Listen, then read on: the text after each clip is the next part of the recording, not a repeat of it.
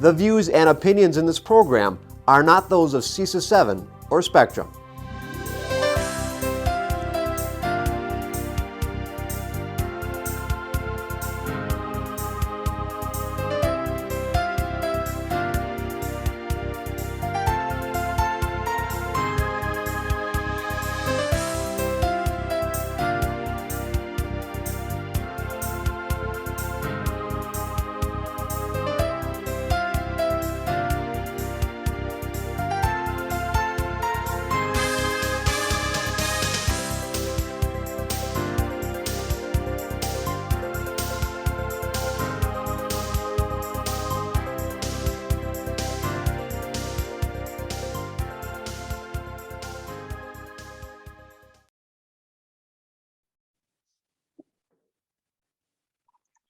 All right, good evening, everyone. Welcome to our regular board meeting on Monday, February 14th. We will start the board meeting with roll call. Beth, if you could help us with that, please. Becker, Here. Smith, here. Leighton and Warren, here. McCoy, here. Warren, here. Vanden Heuvel, Here. Welch, here. All right, all 7 board members are present. We will start our meeting tonight looking for a motion to move into closed session.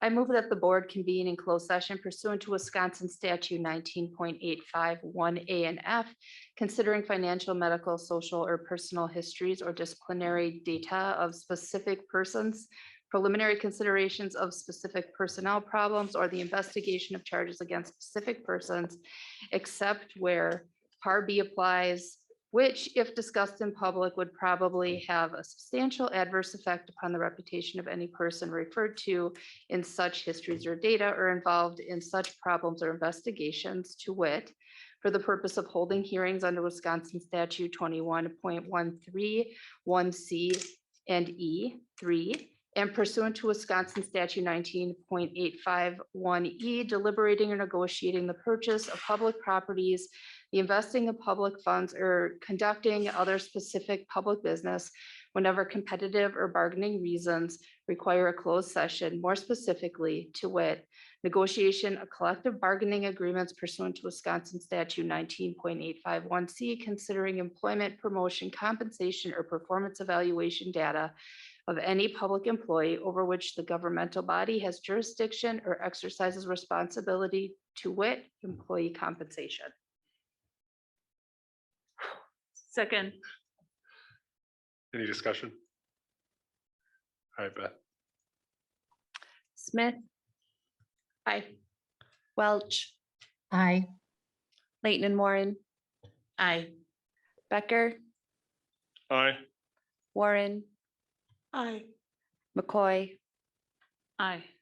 Vanden Heuvel. Aye. All right, good evening, everyone. We're reconvening in open session. When we met at 4 o'clock, we took roll call. All 7 board members are present.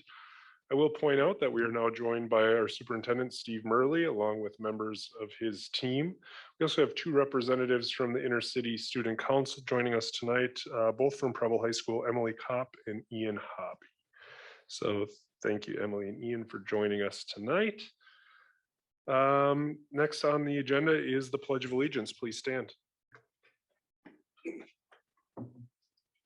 I pledge allegiance to the flag of the United States of America and to the republic which stands one nation under God, indivisible, with liberty and justice for all.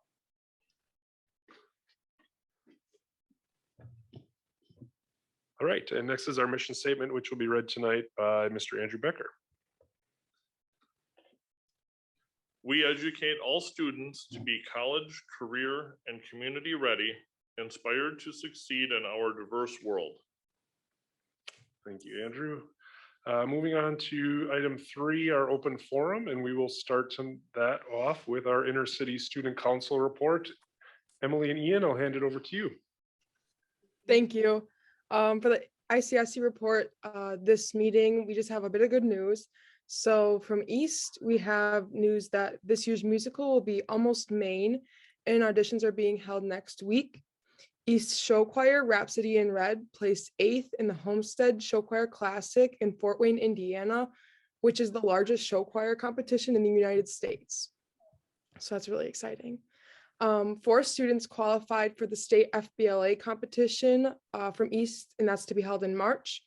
Senior Ryan Sweeney became the all-time leading scorer in East boys basketball history with over 1,179 career points, and broke the previous record that was set in 1969. From Preble, we have students Alex Yang, Brady Deal, and David Torres advancing to the sectional wrestling competition. 7 students qualified for the state Fbla competition to be held in March. There was an athletic signing where 4 students signed to continue their athletic careers at the college level. Preble Center Stage Show Choir made it to finals in their last 3 show choir competitions and placed 2nd, 3rd, and 5th in their division. And Preble is hosting a cornhole tournament this Friday.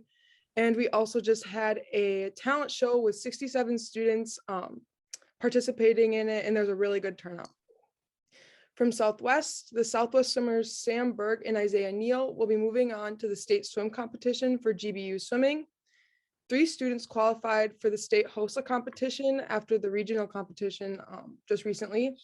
And this past Friday was the opening night for this year's musical, Mamma Mia, and I know that they're going to be performing again this upcoming weekend. From West, they had a snowmobile dance this past Saturday. Fbla sold treats for Valentine's Day, which featured treats like orange crush soda for your crush. And Aiden Vanis placed 3rd in public speaking for Fbla and will be moving on to the state competition in March. So that's all for ICSC. Great, thank you so much. Emily and Ian, I want to remind you that during any of our discussions tonight, to encourage you to participate. If you have anything you'd like to add or any specific questions, turn your camera on, raise your hand, and we'll make sure to integrate you into the conversation. So thank you. All right, moving on to the public forum. We have 6 people that are registered tonight. Just as a reminder, if you're interested in speaking to the board and addressing comments, you can register to sign up on our board website. When people register to speak, we take the calls in the order in which the requests come. Due to the nature of our agenda tonight and the number of speakers that we have, we will ask speakers to keep their comments to 5 minutes. And I think that's it. So Josh, you can be able to pull them up for us. Just as a reminder as well, when people register to speak and give their comments to the board, because the items that they're speaking to may not be directly on the agenda, we're not able to respond to speakers' comments. So comments are made, any direct questions we can address after the board meeting. So, all right, we're all set. Marcia's there. All right, Marcia, thanks so much for calling. If you could start by giving us your name and address, and then you have 5 minutes. Okay. My name is Marcia Walls, and I live at 3032 Joy Lane, Green Bay, Wisconsin, 54311. As a woman with her inalienable rights fully intact at a public meeting, I am not subject to the rules and regulations of your board, so time limits mean nothing to me. Although I will try and stay within the 5 minutes allotted, I assure you, not hearing what I have to say will be extremely detrimental to both your official public position, but also to you as an individual capacity. What I have in my hands today, if filed, will negate the immunity your protection carries under many conditions and can lead to substantial personal financial loss. I assure you this will be worth your time to know.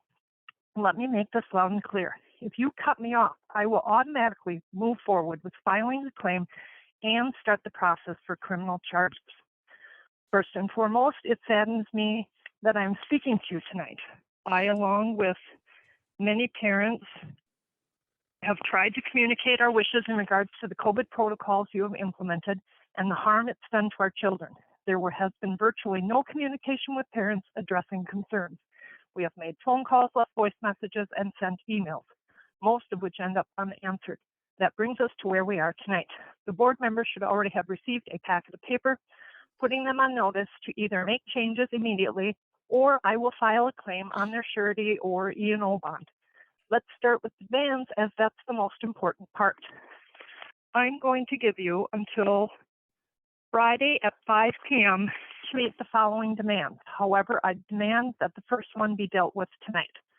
All COVID policies and procedures, including masking, isolation, quarantining, PCR testing, self-screening questionnaire, and social distancing, to be ended immediately. I require a vote on it tonight. Stop all forms of harassment and coercion related to COVID-19. Teachers and other district employees and staff need to stop talking about masking and vaccines and killing grandma, etc. This is a personal decision, and it should be up to the parents to choose what is best for their children. Again, Friday deadline. There will be no future vaccine clinics on school grounds if that happens to be in the works. Again, Friday deadline. Cease coercion and pushing CRT, transgender, Gay Rights Week or month, and demanding children to declare if they are transgender to participate in any school activities. Friday deadline. Remove all obscene books and materials from the public school system by the start of the 2022-2023 school year. In other words, create a committee which includes parents, librarians, and counselors making the recommendations so they can work on this between now and the start of next school year. All board and committee meetings must allow for personal public participation. No more Zoom call participation. Friday deadline. Remove all biological boys from girls' locker rooms, bathrooms, and sports, and vice versa. Remove all biological girls from the boys' locker rooms, bathrooms, and sports. Friday deadline. Immediate termination of Superintendent Stephen Murley. Friday deadline. Immediate resignation of all school members by Friday, February 18th. If this mandate does not stop tonight, the legal process will move forward with myself and the parents who I will assist. The line is now drawn. Either stand down or prepare for the ramifications that will be brought to bear against you. I personally assure you I am not an attorney, and therefore I am not bound to their procedures and rules. I am able to do things they are not. They will often be powerless against my legal actions as a woman with her inalienable rights intact. The wheels of justice will be brought to bear on you in ways you cannot even imagine. It must all stop tonight. For those listening and don't know what's going on, I'll quickly fill you in. The board has broken at least 2 state laws, 10 federal laws, and 6 international laws. Each board member has the documentation in front of them. They are public officials who have taken an oath of office and are bonded and insured.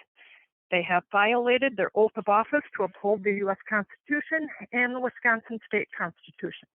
Therefore, I have decided to file a claim against their bond company for $2 million. Do I have your attention yet? Think of a snowball rolling down a hill and growing larger the farther it rolls. I might be alone on this one step tonight, but I assure you there are many parents listening to this tonight wanting to understand what I'm doing and how.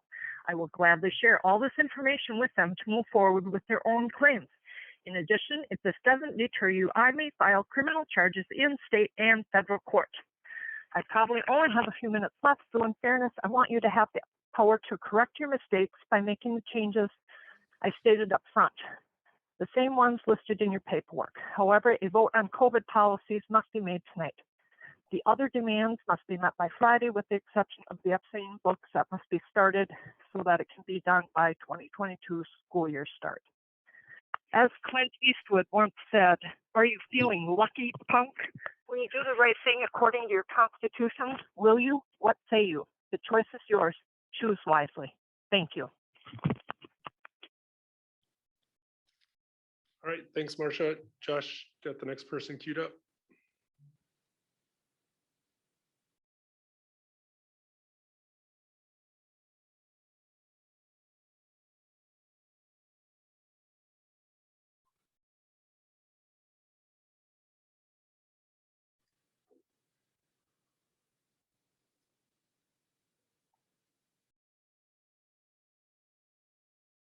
Sean, can you hear me?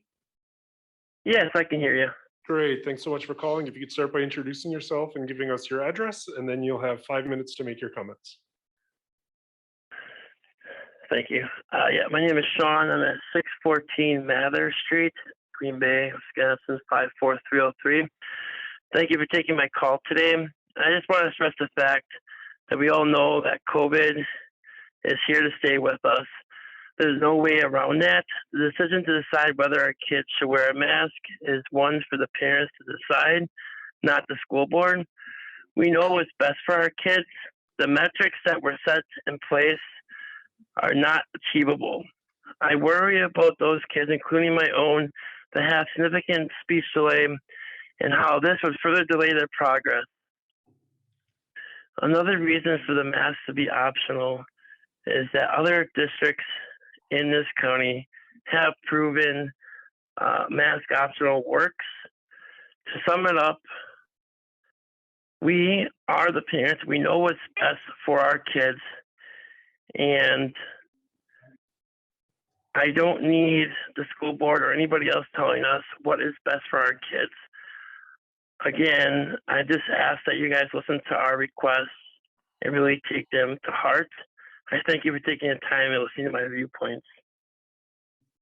Sean, thanks a lot for calling tonight. We appreciate it. Thank you.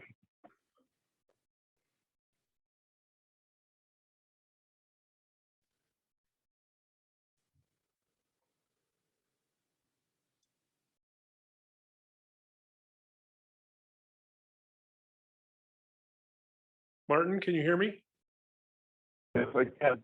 Perfect. Thank you so much for calling tonight. If you could start by introducing yourself and giving us your address, you then have 5 minutes to address the board. My name is Martin Weber, and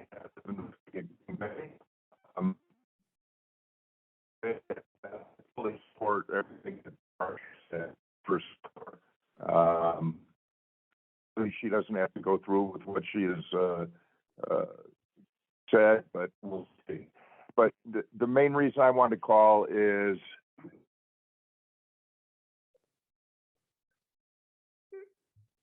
Martin, we're having a hard time hearing you. Breaking up a little bit. I'm sorry. Yeah, this is my cell phone. Can you hear me? Okay. Yeah, it just got a little bit better. Okay. How about now? Yep, that sounds good. Okay. No, I was just saying. I believe that it is time now for masks to be made optional. We are the only district in the county and probably one of the few districts in the state that are mask mandatory. There's no reason for it. I've submitted to you all countless data that have stated that masks do little to nothing. The pandemic is on the downswing, and it's ridiculous that kids who are the least at-risk population have to wear masks when everybody else is going around without masks. If you watched the Super Bowl last night out in LA, where they have a mask mandate, they showed nobody was wearing a mask, including Garcetti, the mayor of the city of Los Angeles. I mean, it's a joke. This is nothing but virtue signaling. And you mentioned you cannot answer any questions during the phone calls. I would like you to answer my question here. Why is it that you are still in a mask mandate mode? I mean, do you not follow the science?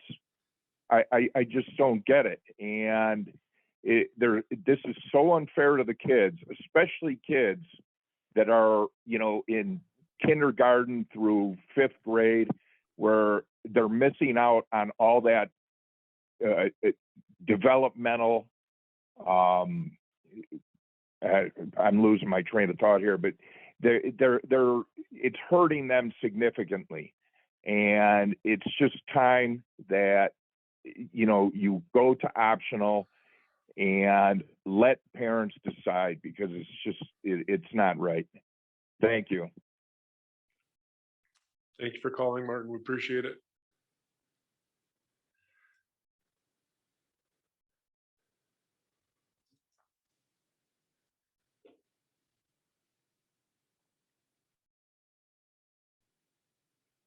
Hello.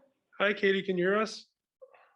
Yeah, I can hear you. Thank you so much for calling. If you could start by giving us your name and address, and then you have 5 minutes to make your Sure. comments. Let me just put you on speaker. Thank you. Yep. All right. Can you hear me okay? Yep, you sound great. Let me know when you'd like me to start. Go ahead. Great. My name is Kathy Saharsky, and I live on Warm Springs Drive, 54311. I'm going to start off with a lack of face-to-face engagement with parents, starting with your monthly board meetings. Why do these meetings continue to be virtual? Why are parents, students, and the community not allowed to attend these meetings in person? Yet the district can schedule community engagement sessions coming up for February the 28th and March 2nd. And most recently, you had a 2-hour meeting February 8th at the district office where we as parents, community, and students aren't allowed to go in for board meetings. How is that not an absolute lack of common sense? We call and email the board and get zero response from you guys. For example, I'm still waiting for Eric Vanden Heuvel, and I quote, to get back to me, unquote, from the July 26, 2021 board meeting when I spoke, at which he stated he would reach out to me. Since you have emailed and asked us, let's talk about all these ESSER funds you guys are receiving. These funds need to be used for every single student in the district. I'd recommend you start hiring more mental health professionals and teacher aides with a lucrative bonus, as you're going to need them in the coming months and years ahead. Get your teachers some help. Your teaching staff is overworked and underpaid for what this district is subjecting them to. How many students are now suffering from mental illness, anxiety, and have suicidal thoughts regarding the trauma they have endured with school closing, masking enforcement, quarantining, isolation protocols, excessive PCR testing for healthy children? I have witnessed firsthand being in the schools at many school-related events as well, and I believe these measures have created a generation of walking zombies. They're afraid to do anything for fear of repercussions. This is all in the name of health and safety for a virus that has a 99.96 survival rate overall. I may not have a science degree nor a medical license, and as I've been told that over and over, trust the science, trust the professionals.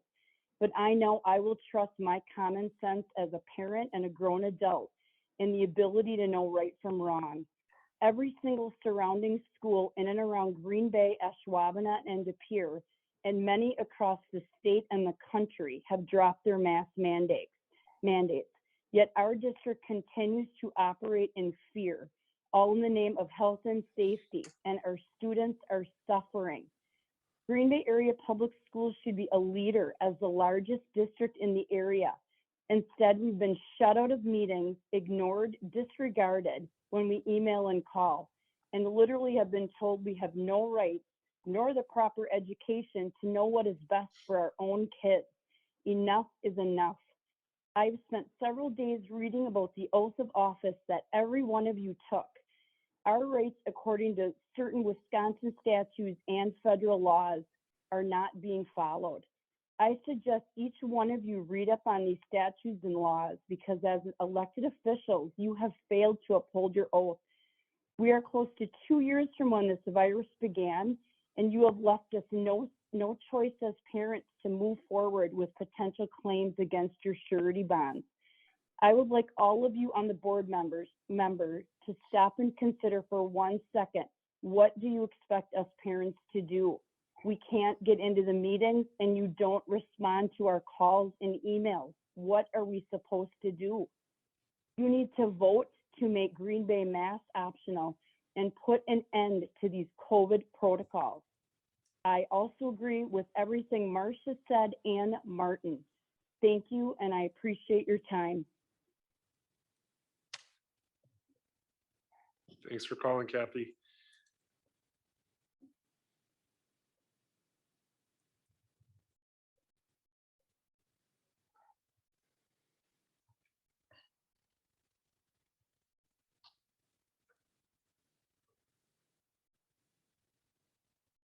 Good evening, Heidi. Can you hear me?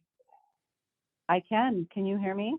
Yep, all set. If you could start by giving us your name and address, and then you have 5 minutes to make your comments. Okay. Thank you, Eric. My name is Heidi Peed, and I'm at 1611 Royal Crown Court, Green Bay 54313. Good evening. First of all, I want to express how disappointed I am that someone has had to file a complaint against your surety bonds to get you to listen. No one wants to take the time and energy to do that, but you've left people with no other option. You continue to ignore the very people that elected you and you are supposed to represent. You continue to ignore emails and not respond. You continue to be inaccessible with these board meetings by only allowing us to call in. As elected officials, each and every one of you should be answering every single email, even for the most mundane and simplest responses. These board meetings should be in person. The hypocrisy and inconsistencies of this district is amazing. It does not go unnoticed that you allow a PTO networking meeting to be held there at the district office last week, but yet we can't come there for board meetings. GBAPS is failing. Let me repeat that. GBAPS is failing. We remain the only district in the county to mandate masks. Behavioral issues are at an all-time high. Academic performance is behind. Kids are stressed. Teachers are stressed. Job satisfaction is at an all-time low. You're losing teachers. You're losing students, and you're losing good families. But yet you continue with the smoke and mirrors. You state the reason for the decline in enrollment is because of the decreased birth rate. If this is the case, then why isn't enrollment declining across the board in all districts? Why only GBAPS? In fact, enrollment has increased for several districts in and around Brown County. They are busting at the seams with open enrollment requests. Are you really that blind to what's going on? Families are leaving left and right. I just heard of a family today that has decided to school choice to Denmark, and I keep hearing of more and more. And to be honest, if my kids weren't high school age, we'd be out too. GBAPS is sinking, and it's because of this board and Mr. Murley's poor leadership. We are no longer in a pandemic. COVID is here to stay, and everyone is moving on except GBAPS. You continue with these absurd COVID policies without an ounce of current, up-to-date scientific evidence. You continue to put the burden entirely on our kids for numbers and measures associated with an entire county. You arbitrarily pick numbers to determine thresholds. Again, where is the evidence that supports this and says if we get below 100, then it's safe? And who are you to determine what is safe? Who are these Bellin doctors that you consult? Even the medical community doesn't fully agree on some of these issues. Did you get a second opinion? Did you try talking to a doctor that thinks masks should be optional? I'm guessing not. Your previous consultant, Dr. Sherry Hoyman, has lost a significant amount of credibility with a lot of people. She spoke at the December 13th board meeting and went on and on about why we should be masking, that hospitals and ICUs were full and overburdened and stressed, and masking saves lives. Did you know she was out socializing 3 days prior without masks, and it was posted on Facebook? Seems quite the opposite to what she was preaching. It is time for all the COVID policies to end. Make masking optional. You are starting to have bigger problems than just COVID now, and these are problems that continue to compound and will take years to solve. Your actions are now negligent. The consequences are becoming greater, and you are going to have to answer. Again, we have out of control behaviors, declining academics, teacher and sub shortages, kids complying with the optics of mask wearing, even though the masks are down on their chins. We even have kids in the schools dressing up as cats and dogs with furries and tails, meowing and barking because that's what they identify as. What is going on in our schools? Mr. Murley, you keep referring to GBAPS as being one of the Fab Five. Trust me, this isn't an honor of distinction. Madison Public Schools are failing as well. I absolutely support Marsha Walls and her action to file a complaint with your bonds, and I have no doubt other parents will follow suit. Time is up. We need a change. And the only way to do that is for Mr. Murley to be terminated and for every member of this board to resign. We need reasonable and sensible people to get us back on track, restore trust, improve engagement, and make students and parents proud to be a part of Green Bay area public schools again. Thank you. All right, thanks, Heidi. Moving on to, oh, we have one more call. I apologize.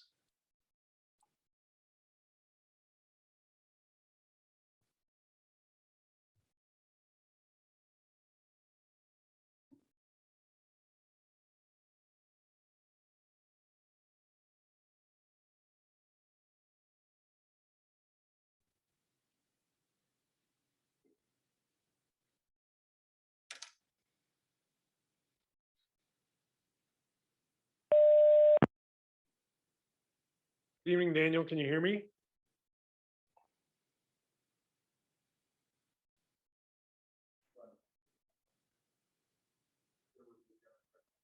Sure.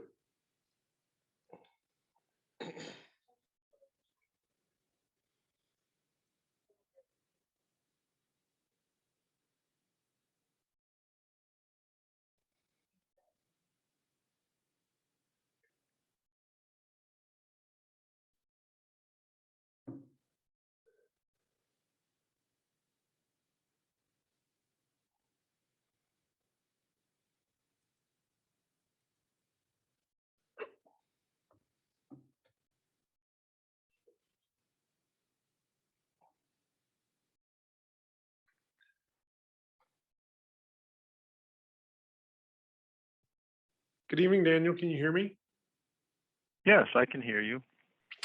Perfect. If you could start by introducing yourself and giving us your address, and then you have 5 minutes to make your comments.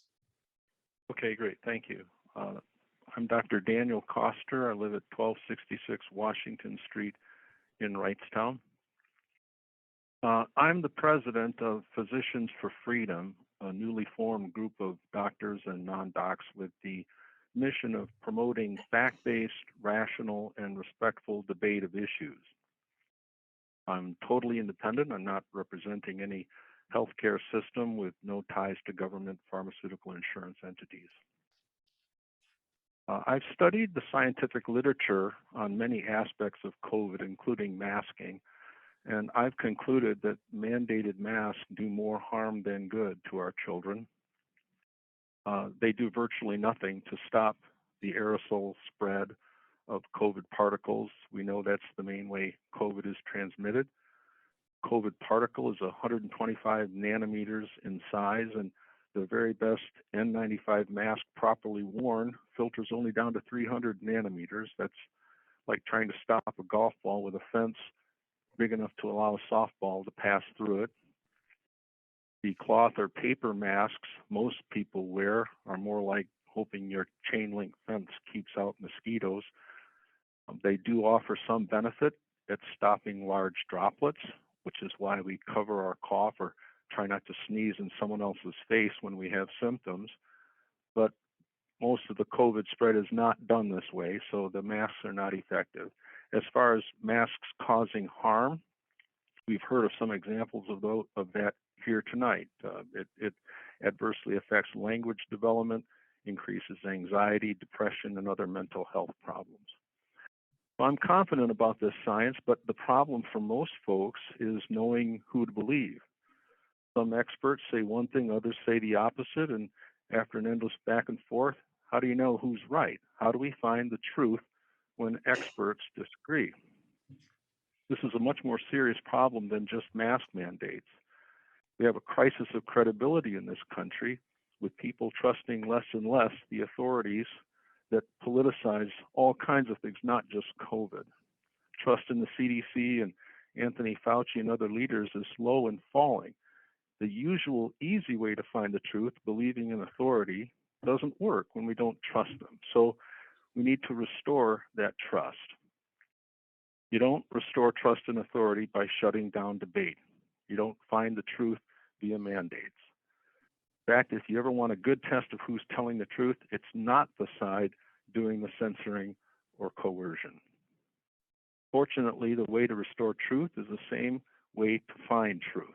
We need to encourage skepticism and challenging authority. We need to encourage respectful debate in this common search for truth. Scientific discovery only takes place at the unknown.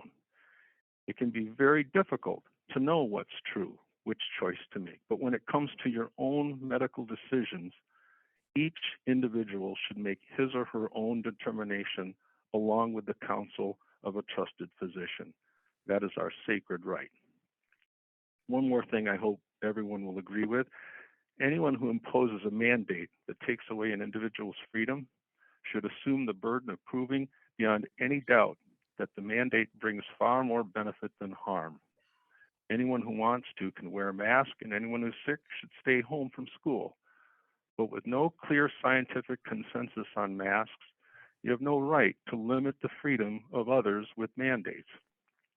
If there's one thing science has proven conclusively over time, it's that limiting freedom causes deep and enduring harm. Thank you for your attention. Thank you for calling in, Daniel. We appreciate it.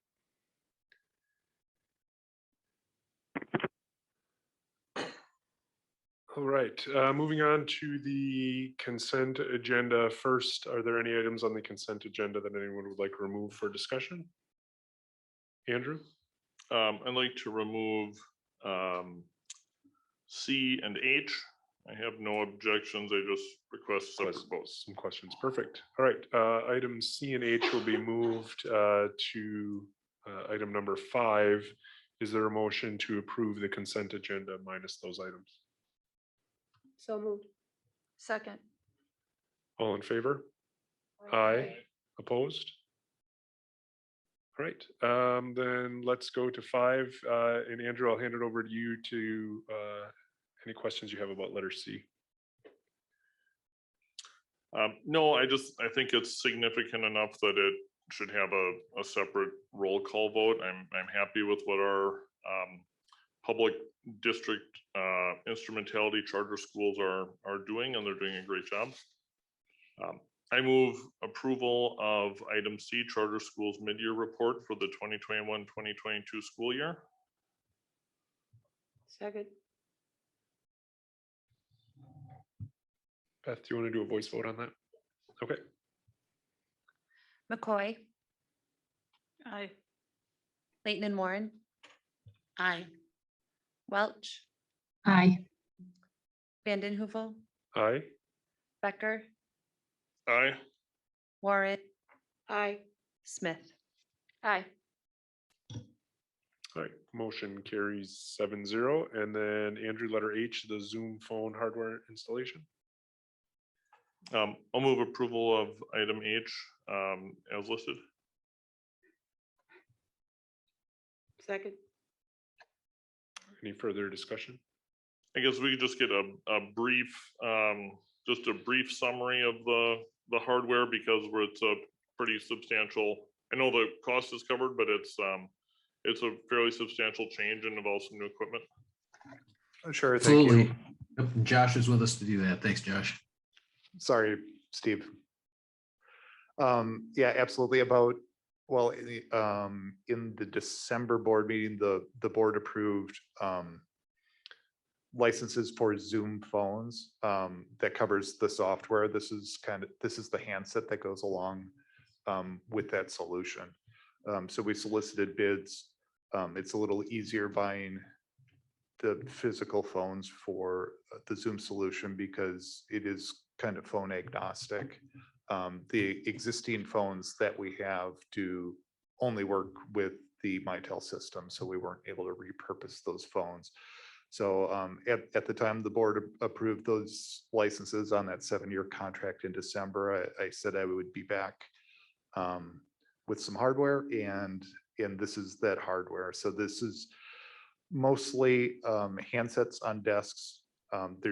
There are a few other little pieces of equipment, and then also the labor for placing, installing, unboxing, all of that kind of thing. This is not the sort of project we'd be able to undertake on our own. We have to contract that out because the department that runs phones is only 2 people. So you can imagine how long it would take to swap out 3,000 phones across 45 buildings. Brenda? Josh, can you just give us a brief overview of how these will be used, how this will improve our ability to do Zoom and who will be using them? Sure. Number one thing that we found, I'll make two primary points here. There are a number of technical details we could go into that I don't think the board is necessarily interested in. The first point is that when we went to remote work, our phone system proved to be inadequate. You know, I couldn't answer my phone from my house, right? It was just ringing on my desk and had to forward it to my cell phone and things like that. So this does allow employees to access their work phone anywhere they have access to the internet, including on their own cell phone. So that is one advantage. The second advantage is something we discovered over the course of remote learning, and that is that our parents and our students are much more likely to respond to a text message communication than they are to respond to an email, to answer a phone call, to return a voicemail. We see very high engagement with text messages, and that is something that is not possible on our current platform. So if our teachers want to send text messages to their parents, they have to use their own cell phone numbers, and there are a number of reasons why you wouldn't want to give out your personal cell phone number. So those are the two main points. Thank you. Any other questions? All right, Beth, we're set to vote. Layton and Warren. Aye. Welch, Aye. Smith, Aye. Becker, Aye. McCoy, Aye. Warren, Aye. Vanden Heuvel. Aye. All right, motion carries 7-0. Moving on then to committee meeting reports. We'll start with our education meeting and I'll hand it back to Andrew. All right, thank you. Our education committee meeting, we're talking about college and career pathways. We highlighted quite a few things that we're doing with the growing number of kids able to earn college credit with 88 courses offered with opportunities for college credit.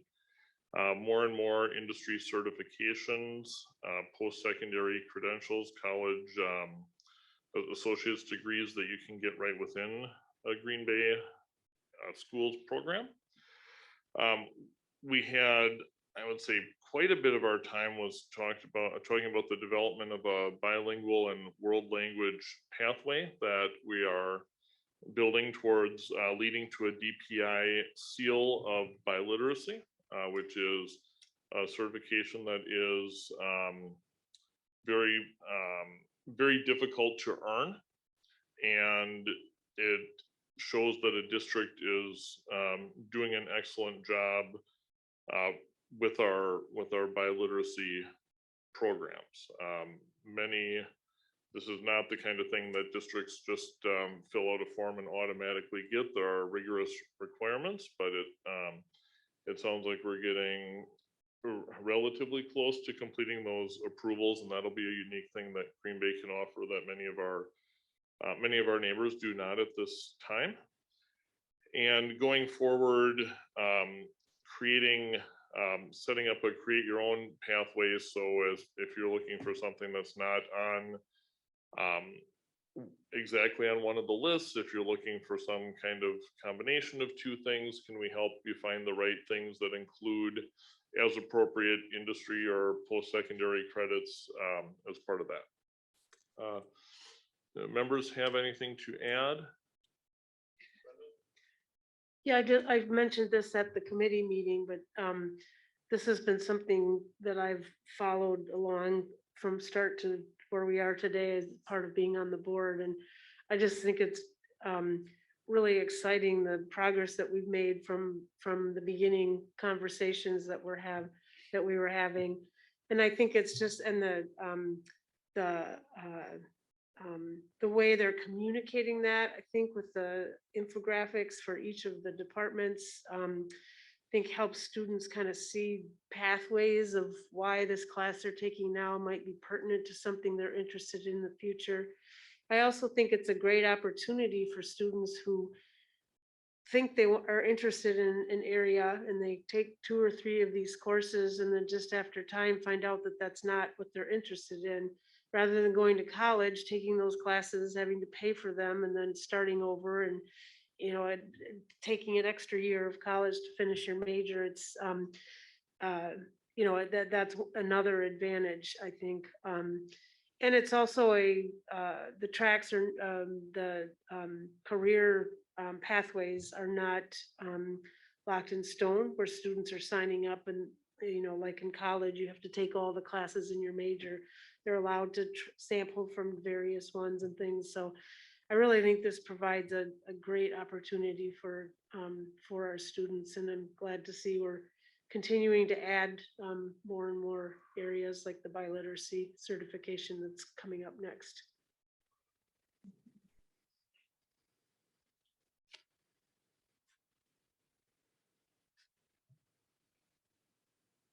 You have anything, Nancy? I was going to just talk about the flexibility, but Brenda really did a nice job with that. That if you decide on something, there's still room to move around. You're not locked in.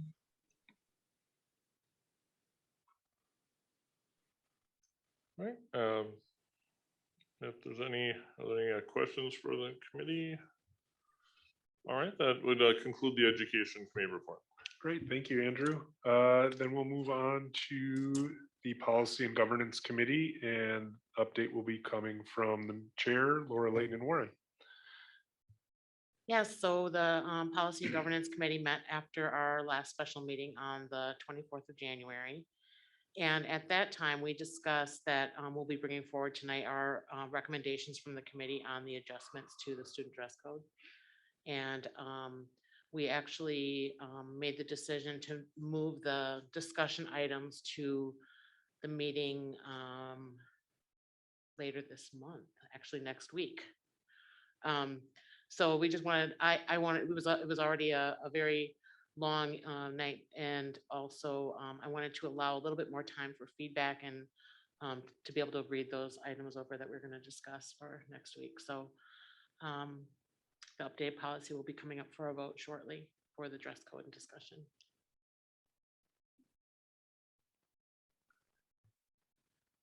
Do you have any questions? Nope, I don't think so. I mean, obviously, we'll have probably a more discussion as the Right. policy comes up later on the agenda. So, all right, moving on then in our agenda, item number 7 is a discussion with the ability to take potential action, and that is staff pandemic support. Just as a quick reminder, this stems from a conversation that was actually had in our December board meeting as a way to find ways to provide support to our staff during what has surely been a trying few years. Public education is certainly not immune to that. We sent out a survey to gather some feedback that was then brought to us in January.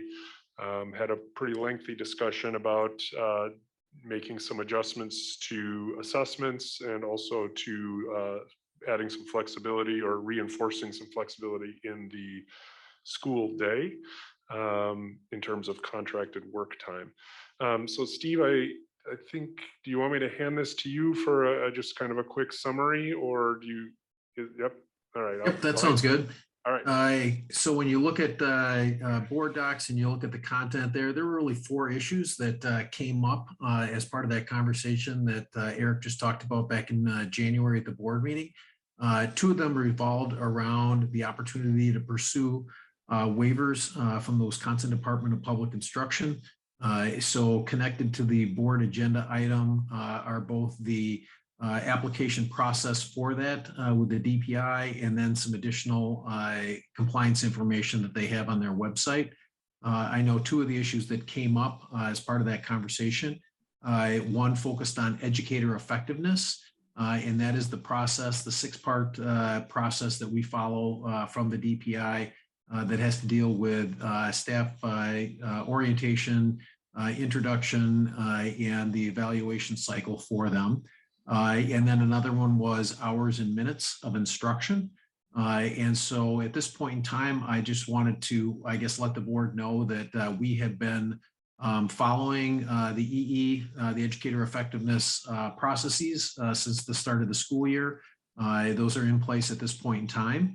And we also have blocked out hours and minutes of instruction that would allow us to comply with the regular DPI requirements that are currently in place as they have been in other previous regular school years.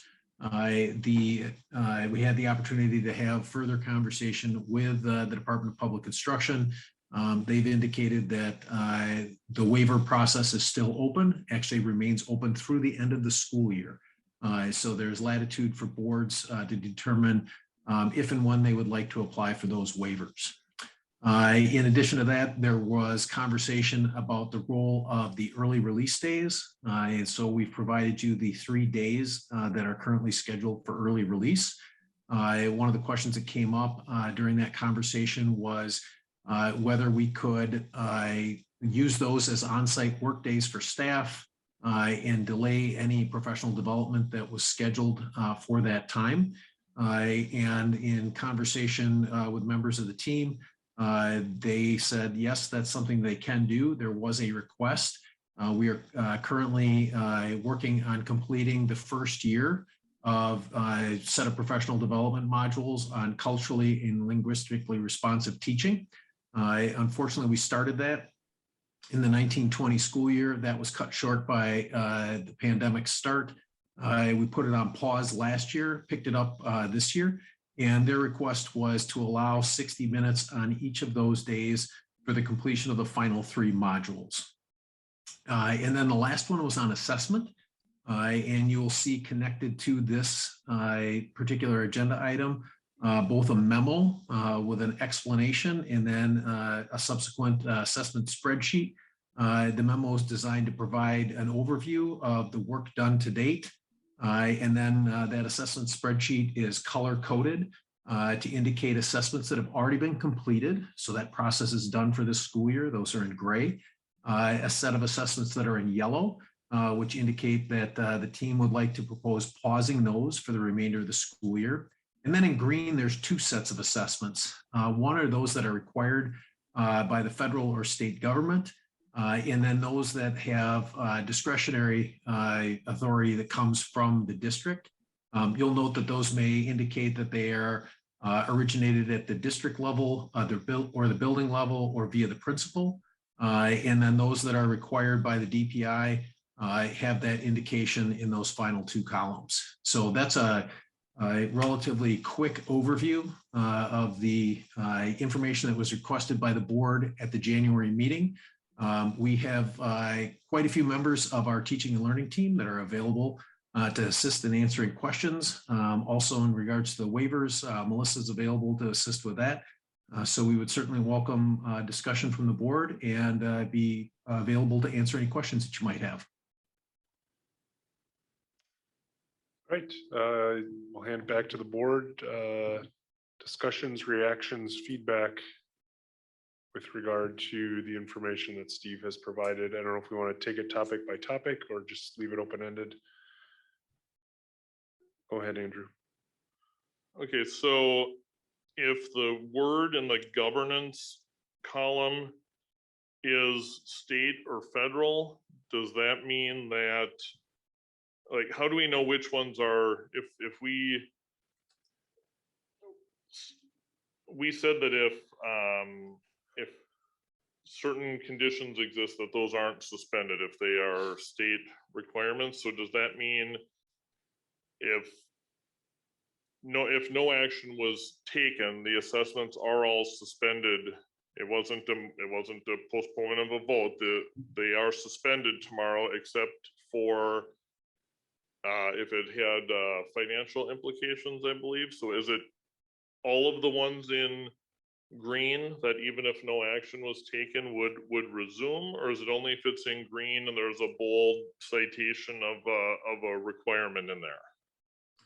Thanks for asking that, Andrew. That's a great question. So if you'll recall in January, what the board said was that we would continue all federal and state required assessments and those that carried with them a financial issue. So for instance, if you're looking at kindergarten, you'd see on there that there are 2 assessments that indicated that they are state, and then it says hyphen AGR. And that is the program that allows us to lower our class sizes. We have approximately a $5 billion grant connected to that from the Department of Public Instruction. And then underneath there is one that says district, part of curriculum, and the monitoring agency is the building principal.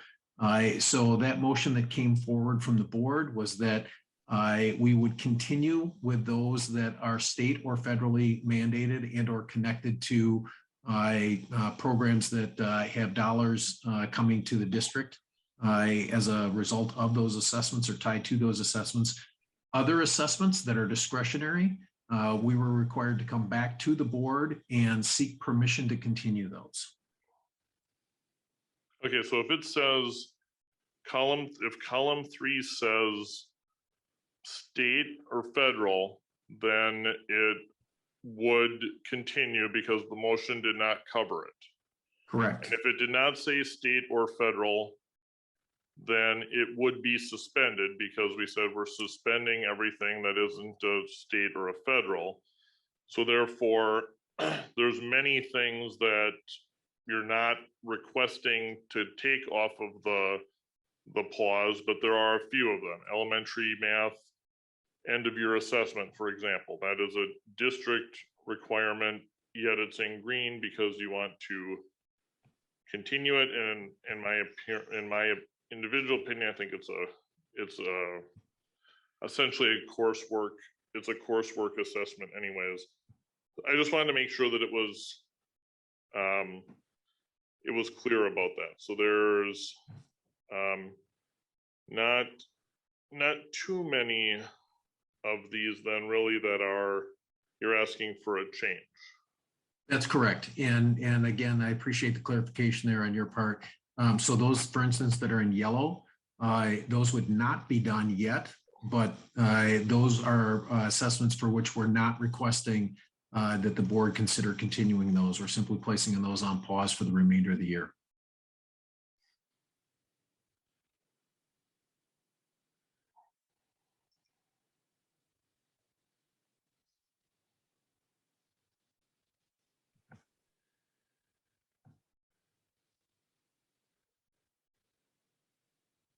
If it helps, Eric, if you want to walk through them, perhaps maybe in the order that they're presented on there. And then if you've got specific questions on those, for instance, DPI waivers, either myself or maybe Vicky or Melissa might be able to answer those for you. And then we can move on from there. Yeah, I mean, I would just say that, I mean, this were presented to us several days ago. I don't know that we need to go through one by one. As Andrew's pointed out, there are very few that wouldn't fit into the motion that either, the team already said that they would pause the administration of. Elementary math assessment, I believe, is one that I saw. And then there's a Phi-Ed one, physical education fitness testing. So I don't know if there's anything else on the assessments, or if this is the plan that's in place, we certainly don't need to take any specific action here if this is the plan. Well, I think we do, because the elementary math end of year assessment, I think, would be suspended, and so would the physical fitness at the schools that don't have Play 60. Although you're not doing them at the schools that have that don't have Play 60. So it's a gray area because it's not federal or state money involved. So we should probably make a motion to. It means something that we as a board paused the assessments and the administration had to come back. That is it might not seem like one because there's generally agreement, but it does mean something that the board said that. And so there has to be, I think, a motion for the ones that are being put back, because otherwise they're suspended tomorrow. All right. But I don't know what there is besides, yeah, besides the Elementary math end of year. elementary math end of year and There's some high school ones. Correct. End of course exam, starting actually 7th, 6th grade. Oh yeah, the science, math and social studies interim.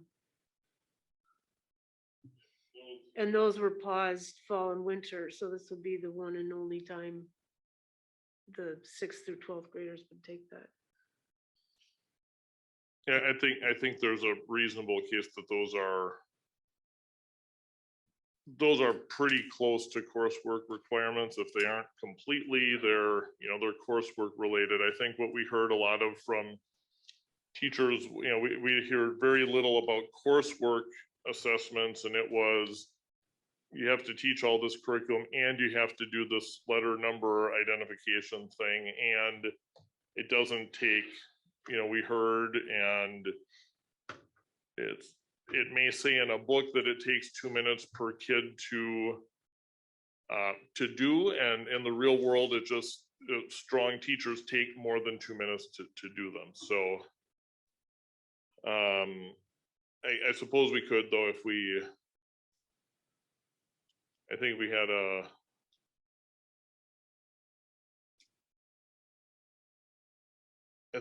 motion to accept the spreadsheet as presented, I think would cover it. Unless I'm missing something. Because they all say if they'll be paused or continued, and almost all the ones continued have. Do you want to make that motion, Andrew? Sure, I'll move that the assessment, the assessment plan is detailed in the assessment attached as assessment spreadsheet, be approved as presented. Second. Any further discussion? One of the, there's only one left for this year, it looks like, but one of the assessments that we heard from a number of teachers that is the most time consuming is the number corner assessment. And I'm just wondering if, and I know we lose revenue if it's suspended, and I mean, it doesn't sound like there's an option to remove that, but I'm just wondering, and you probably have already done this and looked at it, but if there's a way to relieve some of that burden for teachers, whether it's, I mean, I've not seen that assessment be given, but are there, can we have people that are trained that, that do the number corner, or is it one of those assessments where it really needs to be done by the classroom teacher? I'm just throwing out questions because, like I said, I've not watched this assessment get done, in a classroom. So that was just a thought I had looking at this list, because it looks like, a lot of the ones in yellow have all been suspended. I thank the team for, for coming up with the ones they felt could be suspended, and honor their request for the other ones that that they're asking us to continue for this year. So I'd turn to Vicki and the teaching and learning team for a response to Brenda's inquiry. I see Nancy's got her camera on. Nancy? Yep, thank you, Steve. And actually, I'm going to ask Angie Lacombe, who oversees this in our department, to light up there. And Angie, would you please address the number corner assessment, where it's found in our curriculum and the purpose for administration? Thank you. Yeah, thanks so much, and thanks for the great question. I know number corner is one of the assessments that we have heard teachers talking about, and I just want to explain a little bit about it. So as you can see, it's given a few times throughout the year. This is actually a course assessment. This is given during their actual number corner time. So each day teachers have 20 minutes during their day where they're teaching something called number corner. And this involves different workouts that the students work on. During the during the month that the number corner assessment is scheduled, it takes the place of the instruction during that day. And that's actually a really bad way to say it, because it doesn't take the place of instruction. It's actually an opportunity for students to show what they know and teachers to be able to mill around the room and interact with students.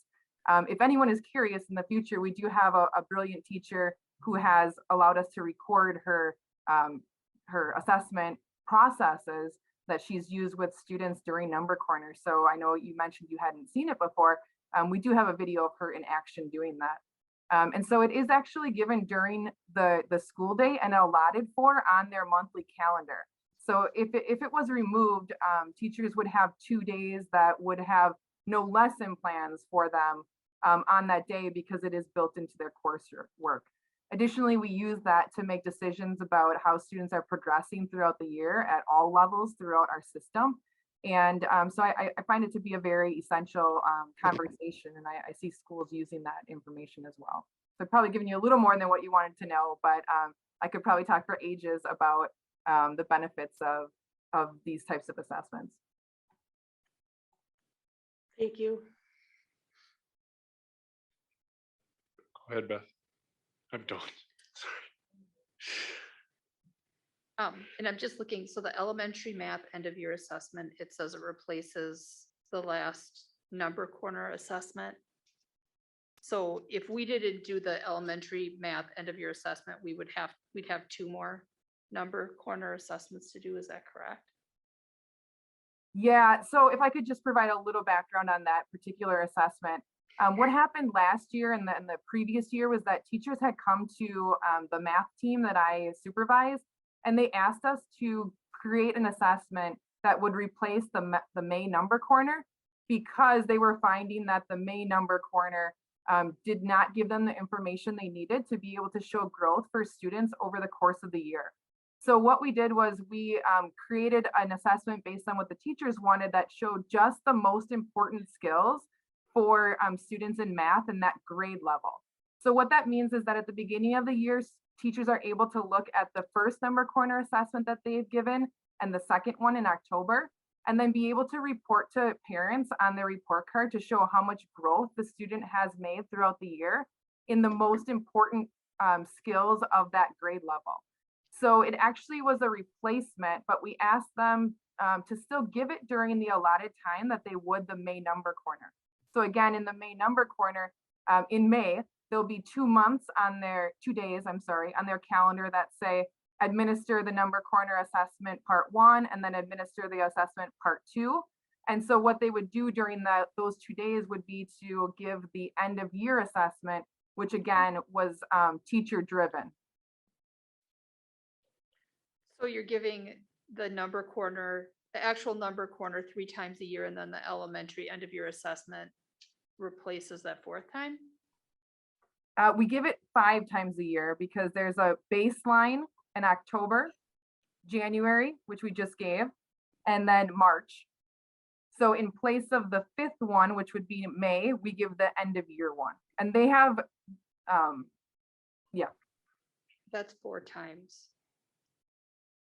So September, October.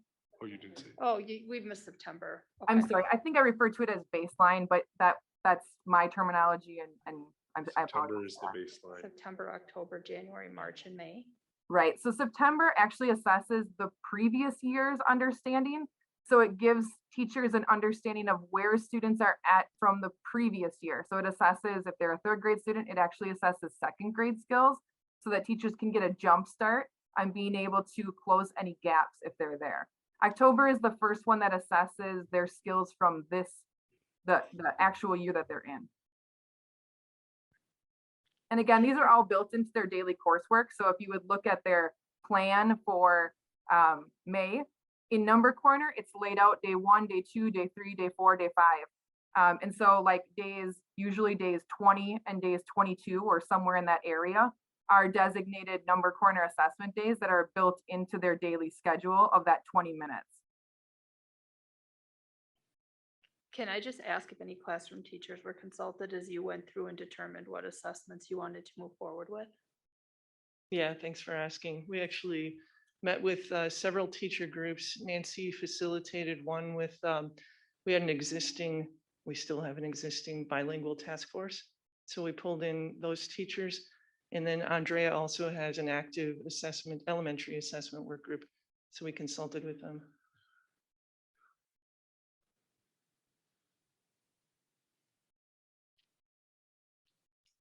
All right, so we have a motion to accept the assessment spreadsheet as presented. We have a second. Any further discussion? Laura? And then, yep, I see you, Nancy. We'll go to Laura and then Nancy. Just more of a comment. I really appreciate, I know, I can imagine this took a lot of time. It has a lot of detail. It's really laying everything out. So I know this is really helpful to be able to see this and go through it and understand even better than before. And so I really appreciate the work that went into this. Go ahead, Nancy. Oh, you're on mute. Sorry.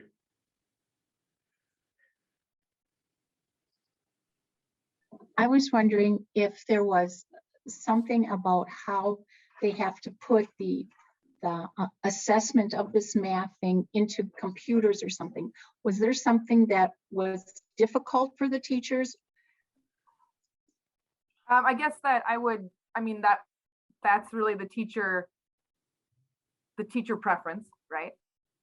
However, I can say that I've administered the assessment and I've entered it into TSAR myself, as well as the 5 team members that I work with are in schools every day and administering assessments and putting them into TSAR. We do not find it to be difficult. As a former classroom teacher and knowing many of the teachers I work with, I used to go through the assessment and then I would, on my piece of paper that I created myself, I would jot down the score. And then I would go through and I would manually highlight the students that I needed to work with in small groups. When I entered into TSAR now, I just click in the numbers and then it automatically highlights for me the students who need specific support and specific strategies. And so as a teacher, I can quickly see the color coding. So for me, it's more efficient. But again, I was in the classroom designing my own things. And so those of us who are teachers who used to have to make our own spreadsheets, I'm very thankful for it. But there is a learning curve, of course, with any piece of technology. I know that my math team is always on hand to support any teachers who need help learning TSAR or helping to figure out how to facilitate that in the classroom. So we can definitely offer that support. We are in all schools and willing and ready to help.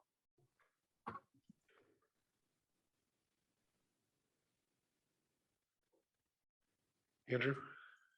Could I just hear a little bit more about the interim assessments and how those are set up and how they're used?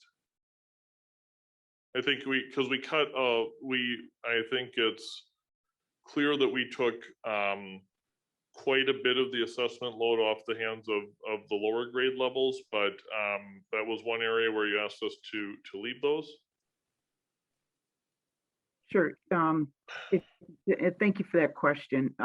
I'm going to ask Stephen Miller to light up here, and if Judy, if you're on.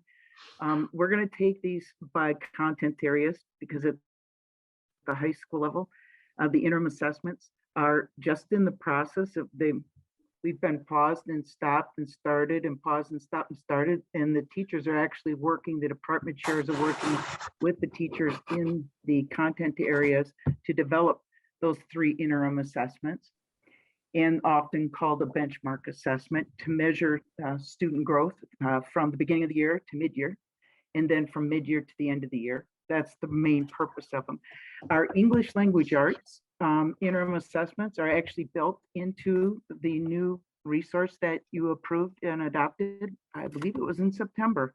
And those assessments are taken in that platform. So they're taken right within that new curriculum resource. There's not a separate entry point into IC. We actually take the information from Study Sync right into IC for our recording purposes and teachers' use for longitudinal data. Stephen, I'm going to, and Angie, because you're leading the science and math components for the high school, we are just now getting to where we have interim assessments that the teachers can use again, that they can use in their collaborative learning teams. The data is for them. If I teach the same course as Angie or Stephen, we have a common assessment we use, and we can then compare what worked, what instructional strategies did you use to get that concept across. It's really helping teachers based around student data. So I promise, Stephen, if you have anything else there to add, I keep saying jump in here and then I keep talking. So if you'll please add any additional, and Judy, if you're on, please feel free, and Angie, this has been a team effort with the assistant principals that oversee those content areas, the department chairs, and members of our teaching and learning team. Stephen? Nancy covered just about everything I could. So the only thing I might add to that is the work at the secondary has been stopped and started, and we wanted to let the teachers continue to do it with the caveat that we'll get there together or not at all.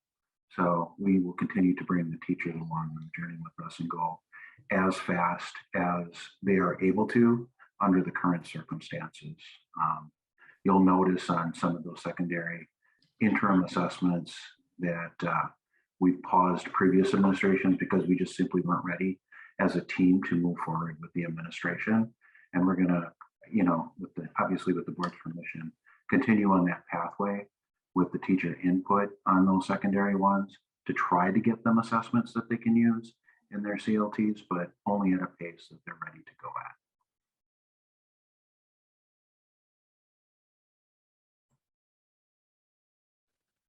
So I guess my question is, if we have, if there, what's the value if some are of the ones that are not yet developed? If we're in the middle of the year and it's not, there's some that are still in development, does it make sense to mandate them versus just, finish them up and test them? Am I missing something there? No, Andrew, I think you're absolutely on track there. And I think what we're really just looking for is permission to continue that work with those teams. Again, please understand, we're doing it at their pace, at the pace they're ready to go. We've already, as we indicated in that assessment listing, we've already eliminated some of those interims based on the fact that the teams weren't ready to move forward at this time. We'll continue to work with those teams. That is a normal part of any curriculum cycle, is to take a look at the assessments you're administering and say, is this really assessing what we believe is important to teach in our curriculum? And if it's not, then we look to redesign those assessments, and that's the work that we're currently doing at the high school level. And Stephen, I would just add that I agree with everything that you said. And I would just say, as the team leader for the science interim assessments, we have been taking it at the pace that the group is able to, and that they are working very hard to be able to select meaningful questions. And so we found that we just haven't been able to have the time to do that. I would say that the benefit of potentially still giving the final one at the end of the year is that it would set teachers up for success using the tool next year. So some teachers do like to have that trial period to see how things go before using next year. And so I think the opportunity for some teachers to be able to do that would still be very beneficial. But again, we haven't completed the assessment, and so we're moving at the pace of what the teachers are able to do as well. My hope is that the fabulous team that I'm working with would be able to complete that in time to try it out. Yeah, but I guess the question is about what's mandatory. We never said anything about development or what a teacher might choose to do. So I guess I'm confused as to whether these are mandatory assessments that teachers must give, or if they're not, for the science interim, math interim, and social studies interim. Andrew, that's another excellent question. As the team worked on preparing this information, there's so many storylines behind each one of those assessments, and every department or every content area at every level is in a bit of a different place. So that's a very fair question. If I were to say if they're mandatory, it's tough for me to say that they're going to be mandatory when some of them are not even developed. And if we're going at the pace that the teachers are working with us as a team, we're going through the process, and it's the journey or the process that really helps a team develop a meaningful assessment tool. And that's more important to us right now than anything. The teachers, like Angie has referenced, typically when they write these assessments, they do want to do a dry run or a pilot prior to the year, which would be next year, that it would be required as part of their instructional practices and part of the system they have in place in each school to actually monitor student growth and what students need next. And it's just, they're excellent assessments written by teachers that help the teachers to really have really deep discussion on instructional practices that worked. So that's a very fair question. This was a very difficult task because every single assessment has a different storyline, and we wanted to be extremely transparent, as clairvoyant as we could be. I hope that helps. Could you tell me just yes or no if the science interim, the math interim, and the social studies interim are mandatory to be administered this year? No, but they are, but we don't want to give a false, we do not want to give a false, is the work that we're doing collaboratively with the department chairs. And so, Andrew, I can't even say the math ones, Angie, I believe are completed. The science ones I know are as indicated. Social studies ones are not as indicated on that document. The ELA, they're part of their curriculum. So they should be teaching that. The teaching of the curriculum is required. The science, although it is the new adopted curriculum, it'd be unfair to say that the assessments in the 9th and 10th grade newly adopted curriculum that you're ready to mandate those, correct, Angie? Yeah, I think the idea was that for math, we do have those assessments completed. Teachers have been giving them. We have been utilizing the data. And so I would say that yes, those were written into the assessment calendar as mandatory. Science, we had written as mandatory into the science assessment calendar. However, as we got into the writing of them, the discussions that we're having are taking more time than what we anticipated.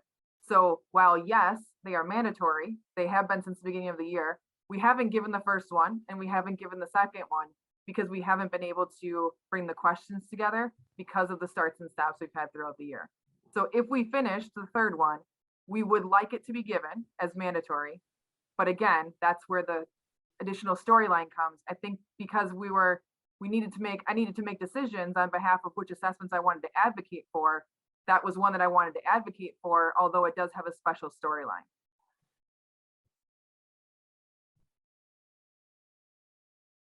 Okay. Eric, did you want to speak to social studies? Sure, and social studies is also in a different place where our curriculum will be up for revision in the coming years, and the development of these interim assessments is replacing previous common assessments that were in the curriculum that teachers had indicated were very time consuming. And so we were trying to make an interim assessment that was aligned to the standards and specifically identified standards for the courses, but also more efficient to administer to get at the same information that we had been previously. Stephen, you startled me. I was not prepared to talk about social studies. Felt like I was, never mind. Did it feel like you were back in geometry class, Eric? Yeah, that was my geometry homework wasn't ready and was being called upon to show my proofs. Are there any other questions on assessments, elementary, middle, or high school? We have a motion and a second. All right, I think we are set to vote, Beth. I'm just going to read the motion one more time. That the assessment plan as detailed in the document titled Assessment Spreadsheet 2/14/22 as presented be approved.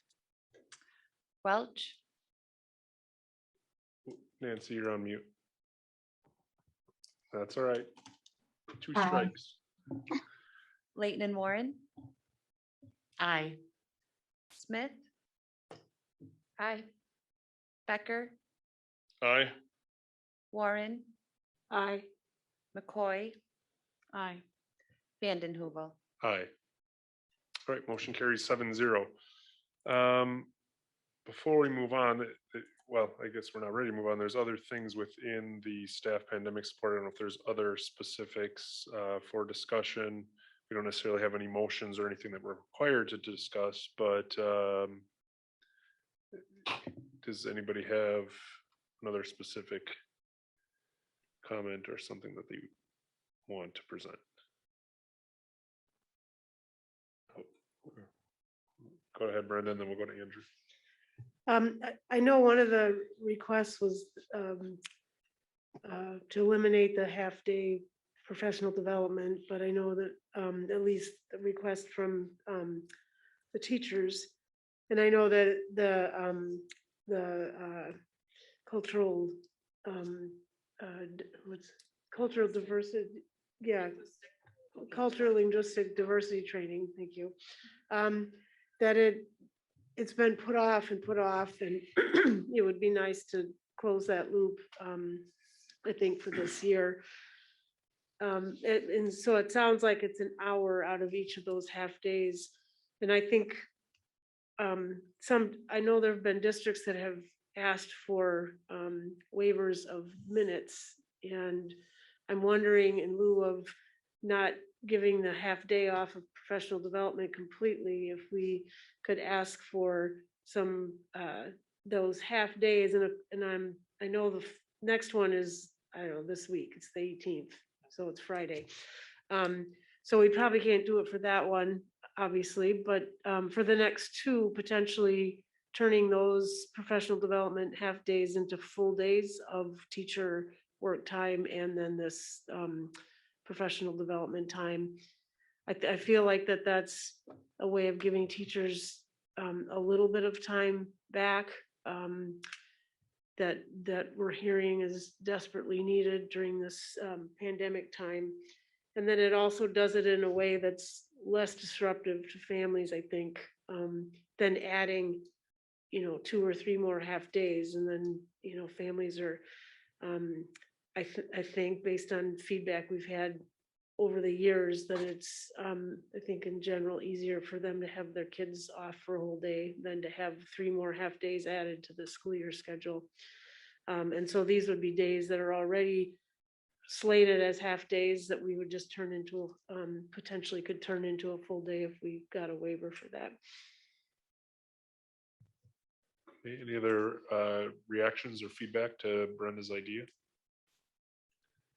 No, I like the idea, but it requires a waiver to do it, and I was hoping to, I was at least considering making a motion tonight to, to make it official, and I would have supported them being half days with 1 hour, where the district could direct 1 hour and the rest of the half days would be a teacher work day. But if there's, how long would it take to know if we got a minutes waiver to do those extra days? And then while you're at, also Steve, and what's the potential of actually getting the waiver based on what other districts have experienced? So what we've heard from DPI in direct discussions with them about this issue is that while they understand the importance of having kids in school, they're also balancing it with the needs of districts. And they've indicated that they plan to be flexible with these as they were last year. So I would presume that based on that direct feedback from the upper echelon of the folks at DPI, that we would have a strong likelihood of receiving the waiver.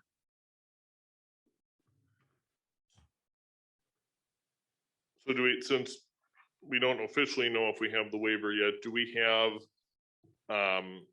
do we have built in? Could we make those half days, full days off? Would we still meet the minutes just in the off chance the waiver wasn't granted? If you look at the on board docs, you'll see that those dates are February 18th, April 1st, and May 20th. And I don't have the numbers right in front of me. I think we're pretty close on meeting it. If we had that on February 18th, and I presume that we would know prior to April 1st, whether or not we'd been granted that. And if there was a problem with that, we could certainly come back to you prior to that.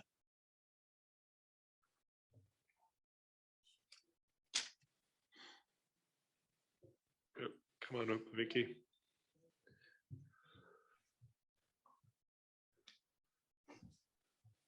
We do build in 2 snow days. So we have that flexibility. If we didn't have any snow days this school year, we could turn that. I want you to know that's an option.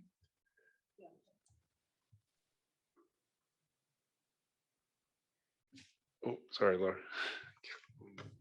I wonder, I like where this is going. I support that. I just wonder if the 18th is too soon though for families to adjust if they, to have that happen for this week. Yeah, I think it would just apply to the last 2.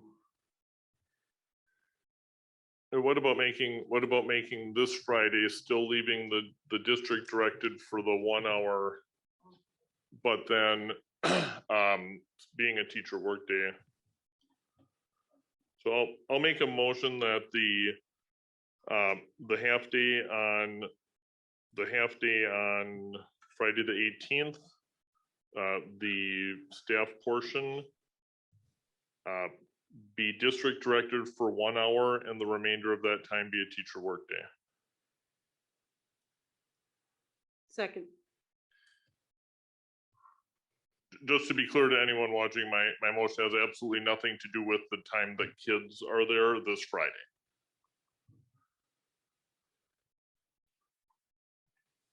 Can anybody, I guess before I vote on this, I'm curious, what was the plan? What was going to happen that is not going to happen anymore? I know that's different across the entire district, but would supporting a motion like this throw things into chaos, or I guess what is the plan currently in general? It's hard to say that for an entire district for 42 buildings, but I just don't want to. There's some district directed, there's some building directed, but we've already talked to them about where this is at and what the implications might be. I can see Vicky's at the table there, so she might have some more to add from the building level leaders. Actually, you were doing perfectly. Every school is a little bit different. They're working on their school success plans. So it will look different at every school.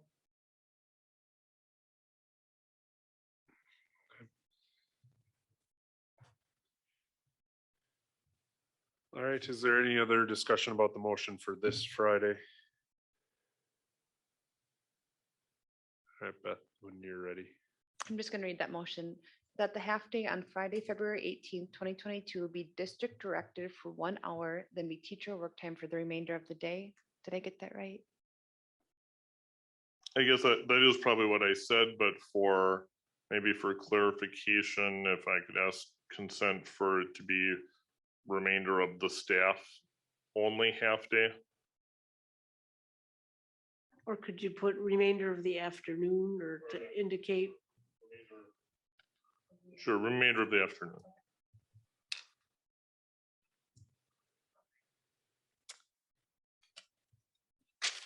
McCoy? Aye. Becker? Aye. Warren? Aye. Smith? Aye. Vanden Heuvel? Aye. Leighton and Warren? Aye. Welch? Aye. And then, I mean, is it satisfactory enough to direct Steve to look into a DPI waiver on changing those other 2 days? Perhaps we could do it even if we didn't get the waiver, but that would be the direction to see if we can convert those last 2 half days to full days off. Is everybody comfortable with that? Steve, are you okay with that? Certainly. Okay, go ahead, Nancy. You're on mute. Well, I know. Oh, sorry, I jumped. I wish we didn't have to do that. I feel that, you know, when kids are out so much, I don't know. I just wanted to say that. I don't feel comfortable with that. With changing half days to full days? And then, yeah. Yeah, I mean, from my perspective, I agree with that sentiment in general, Nancy. And if we were, I don't think I'd be supportive of changing full days where kids are supposed to be in school at this point. I do know that in the feedback that we've gotten, as we've talked about schedules and things, have been that half days are stressful on families, getting them to school and dropping them off. And I know there are, situations where families just don't send their kids to school because it's, by the time you drop them off, you're coming back to pick them up and working out that childcare. So I would be supportive of it for that reason. Go ahead, Brenda. I also think that it's maybe less so at elementary because the kids are in one classroom, but it's very difficult for the secondary teachers to have robust class lessons when they're only in class for, I don't know what it is, 20 or 25 minutes when they have a half day. And so I think that this, I agree, Nancy, I'm concerned about pulling kids, but I do think that the half day instruction is not as, is more difficult for teachers to fit it in than. I absolutely agree with that. Absolutely. But It's a balance to me, we're Mhm. balancing, trying to give teachers some relief, some planning time, those kinds of things with trying to make sure kids are in school. So I get the. And another question about like, so they go for that hour. Is that hour just basically a presentation, or are there things that they have to do as homework for those classes, those podcast things? Like, are we really giving them anything?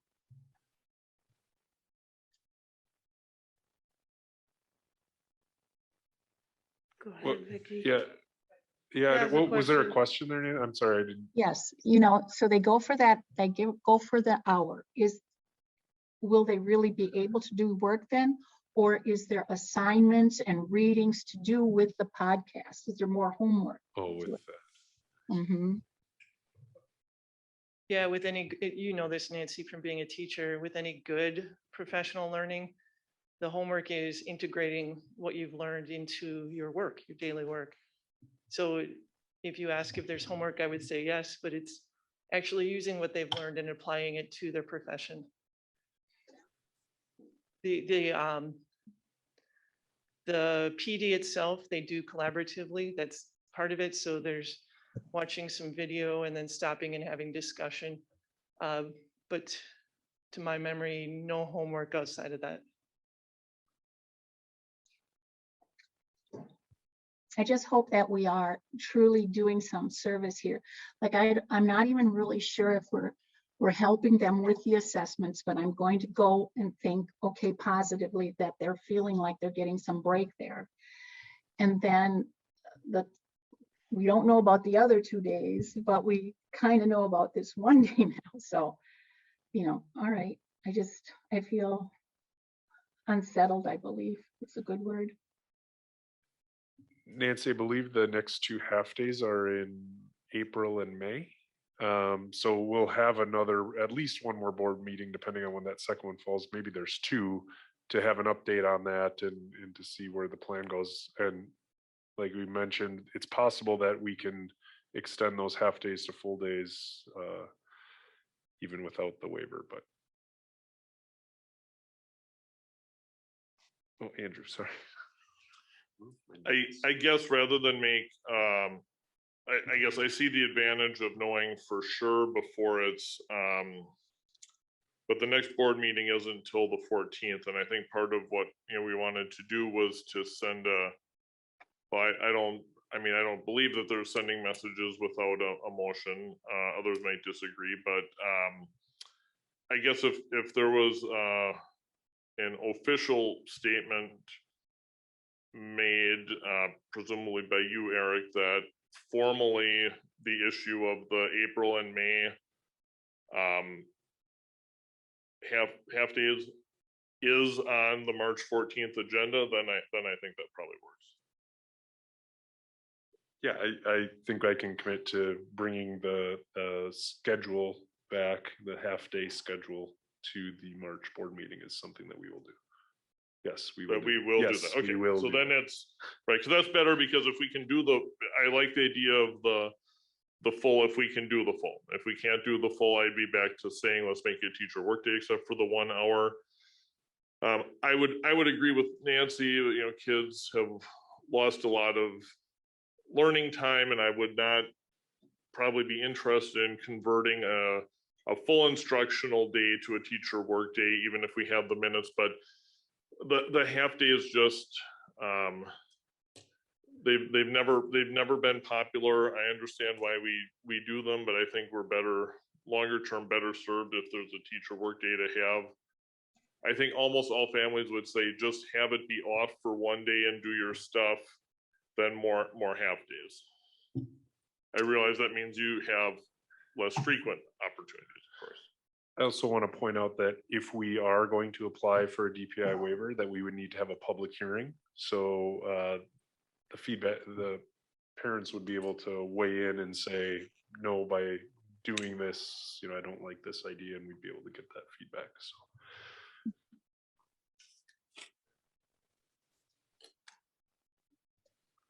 So when does that public hearing get scheduled?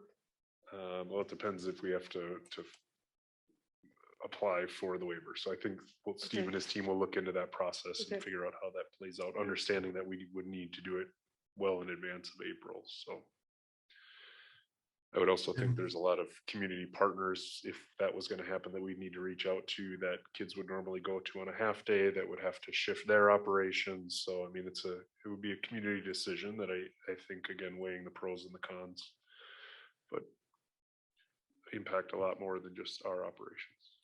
We'll bring you a summary of hours and minutes at that meeting, so you can see how that plays out. Okay. All right, anything else on staff pandemic support?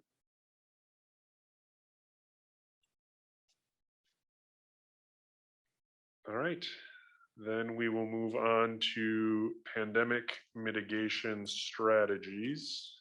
Andrew, this was specifically requested by you, so I think I'll, unless Steve, did you have, I know that Bellen's physician that was going to it, he's still here, so originally he was only going to be available till 7, but we do have Dr. Bob Mead available if we need to call on him. But Andrew, I'm going to hand it to you first, seeing as there's no presentation, and then we'll open it up to discussion.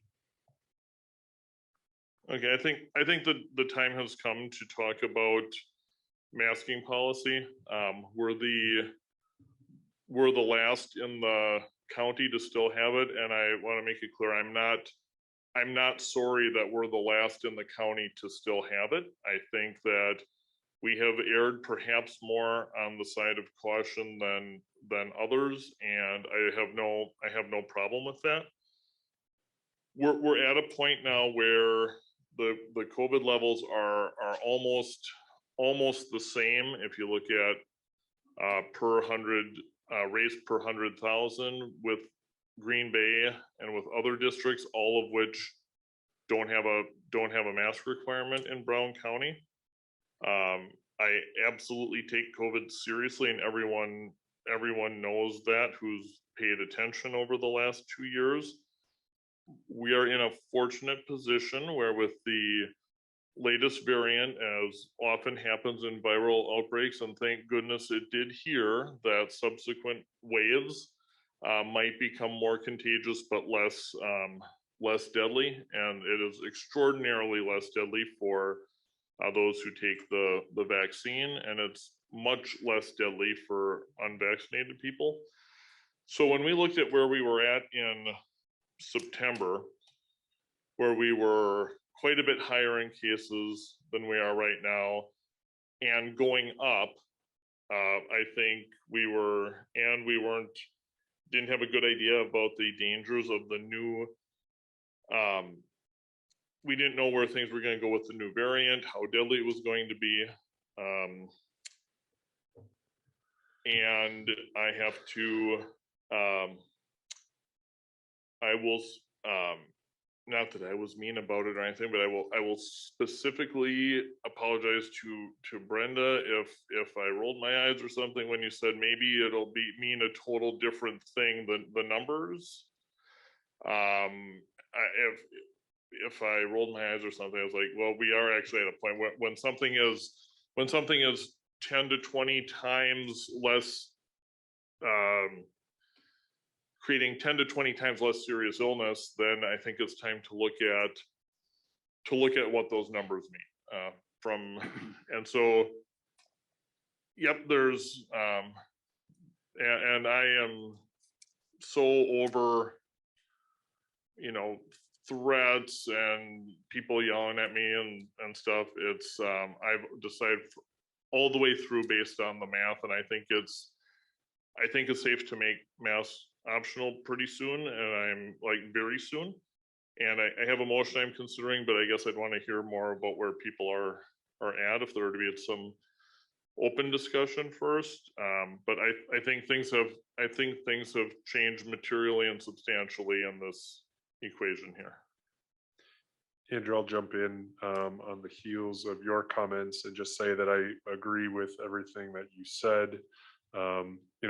One comment that I've heard is, well, you guys, you make a decision and then you change your mind and you move the target. And that's been the one consistent thing in this entire process, is that it has been inconsistent.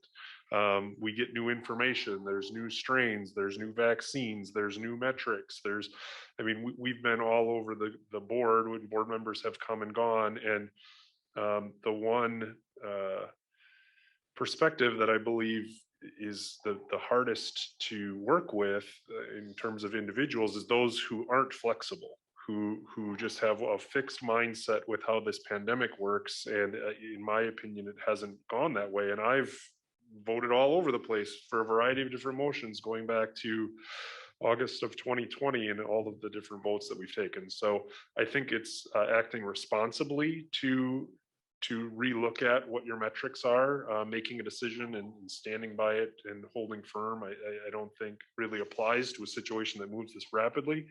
As I look at the numbers and specifically in our district, there's 7 active cases, which is approximately 0.2% of our staff have active COVID cases right now, an incredibly low number. Same thing with students, 23 of the approximately 19,000 students, 0.1%. So, we're at a spot where cases are incredibly low, both in the community and within our district. We know that, everything about this new strain, we've seen this peak.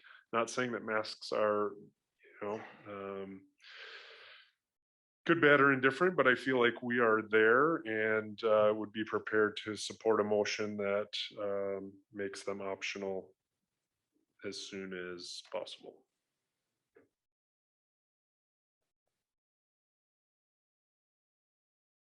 Go ahead, Brenda. Yeah, I agree that things actually are looking very good. I'm not a mathematician, but looking back, it's we've halved the cases, the Brown County cases per 100,000 residents. That 7-day rolling average is half what it was a week ago. And I'm expecting that number to continue to go down. I don't know that, I don't want to say no masks tomorrow. I think there needs to be some time to communicate and decide what the guidelines are going to be and things like that. But and we may be down to under 100 by next week. Anyway, but so I'm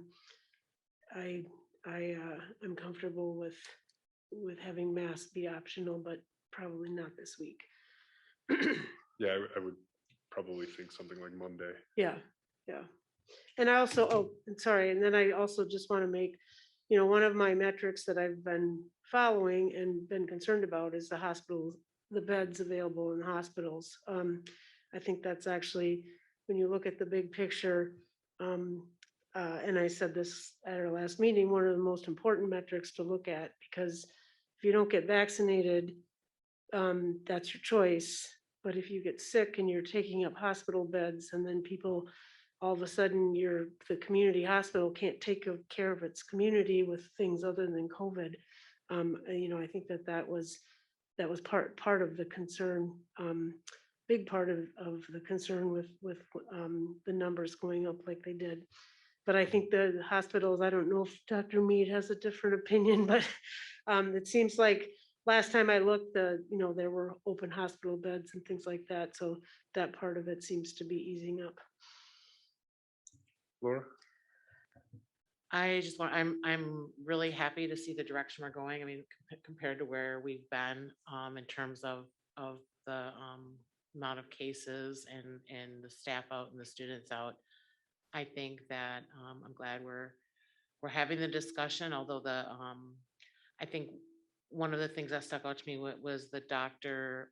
Coster, I believe was his name, that spoke earlier, talking about the ability to have calm and good minds in talking about this, and that how important that is, and that I've always tried to align with what the medical professionals were advising for us. So I think I'd like to hear what Dr. Mead says, but I'm feeling optimistic about this change, and I hope that we can continue to do that. We have an obligation to the kids in school and also the teachers to keep them safe, which I know that we've been trying to do our best at that all along. So I'm interested to hear the recommendation from the doctor.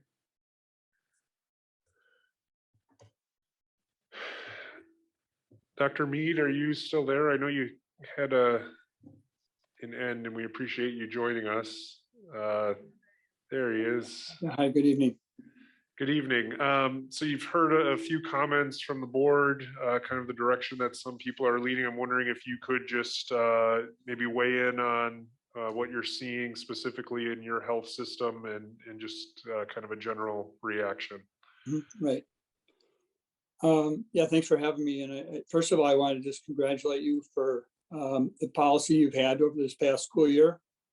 I think you should be very proud of that. You sort of went against the grain in some ways, and I think you were able to keep kids in school, which I think everybody, including the people that were commenting earlier, all want to have, is our goal is to have kids in school. And by having that policy of mask mandate throughout this pandemic, to this point, you've been able to maximize that. And I think that's key. So I think the risk of eliminating the mask mandate is that very thing that, another variant may come in and cause problems, and then cause, classrooms to close down and teaching to go to virtual and things like that. So nobody knows what's going to be next, and hopefully things will drop down. I mean, I was looking at the numbers tonight. I think the 7-day average per 100,000 is actually under 50 now. So, but literally 2 weeks ago, it was over 2,000. So it's just an incredible change that we've seen over the past couple of weeks. And as far as the hospitals themselves, so hospitalizations and deaths will lag the cases. So we're looking at several weeks, probably lag between the number of new cases and the number of hospitalizations. Right now, Bellin, we have 15 to 20 inpatients, and that's a fair amount. I mean, that was our peak. 21 was our peak when we had the first wave. We're still getting about 5 or 6 admissions a day.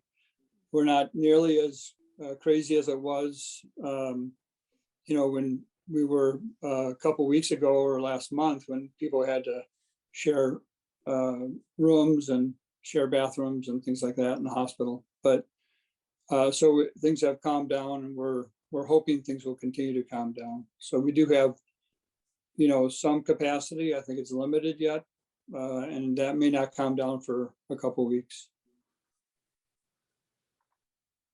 I think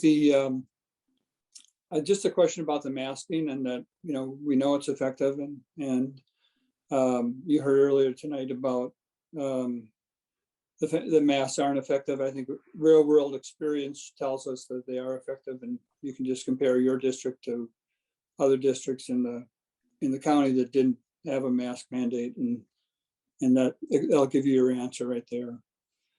I think the conventional thought at this point is that it may be a bit too early to get rid of the masks right away, and I think that it's harder to get rid of something and then start it up again.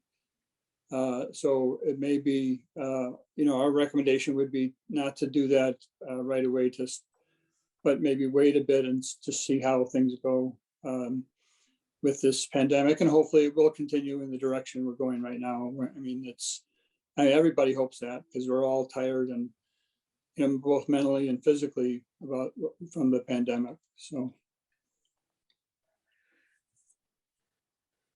All right, Laura. Thank you, Dr. Mead. I don't really have any questions. I thought you summarized that very nicely, but just for myself as an individual board member, from the beginning of this, I've been on this board since the beginning of this pandemic. And from the beginning, we've had to balance the safety of our students and staff with a pragmatic need to keep our kids in school and to continue their education. That path has been complicated and challenging and emotionally draining for everybody involved. And I just want to say that and let people know that we acknowledge that this has been really hard on families. And again, I can only speak for myself here, but there have been times when our staff has just been decimated by COVID. I mean, and all levels of our staff. And there are still people in our community dying of this virus.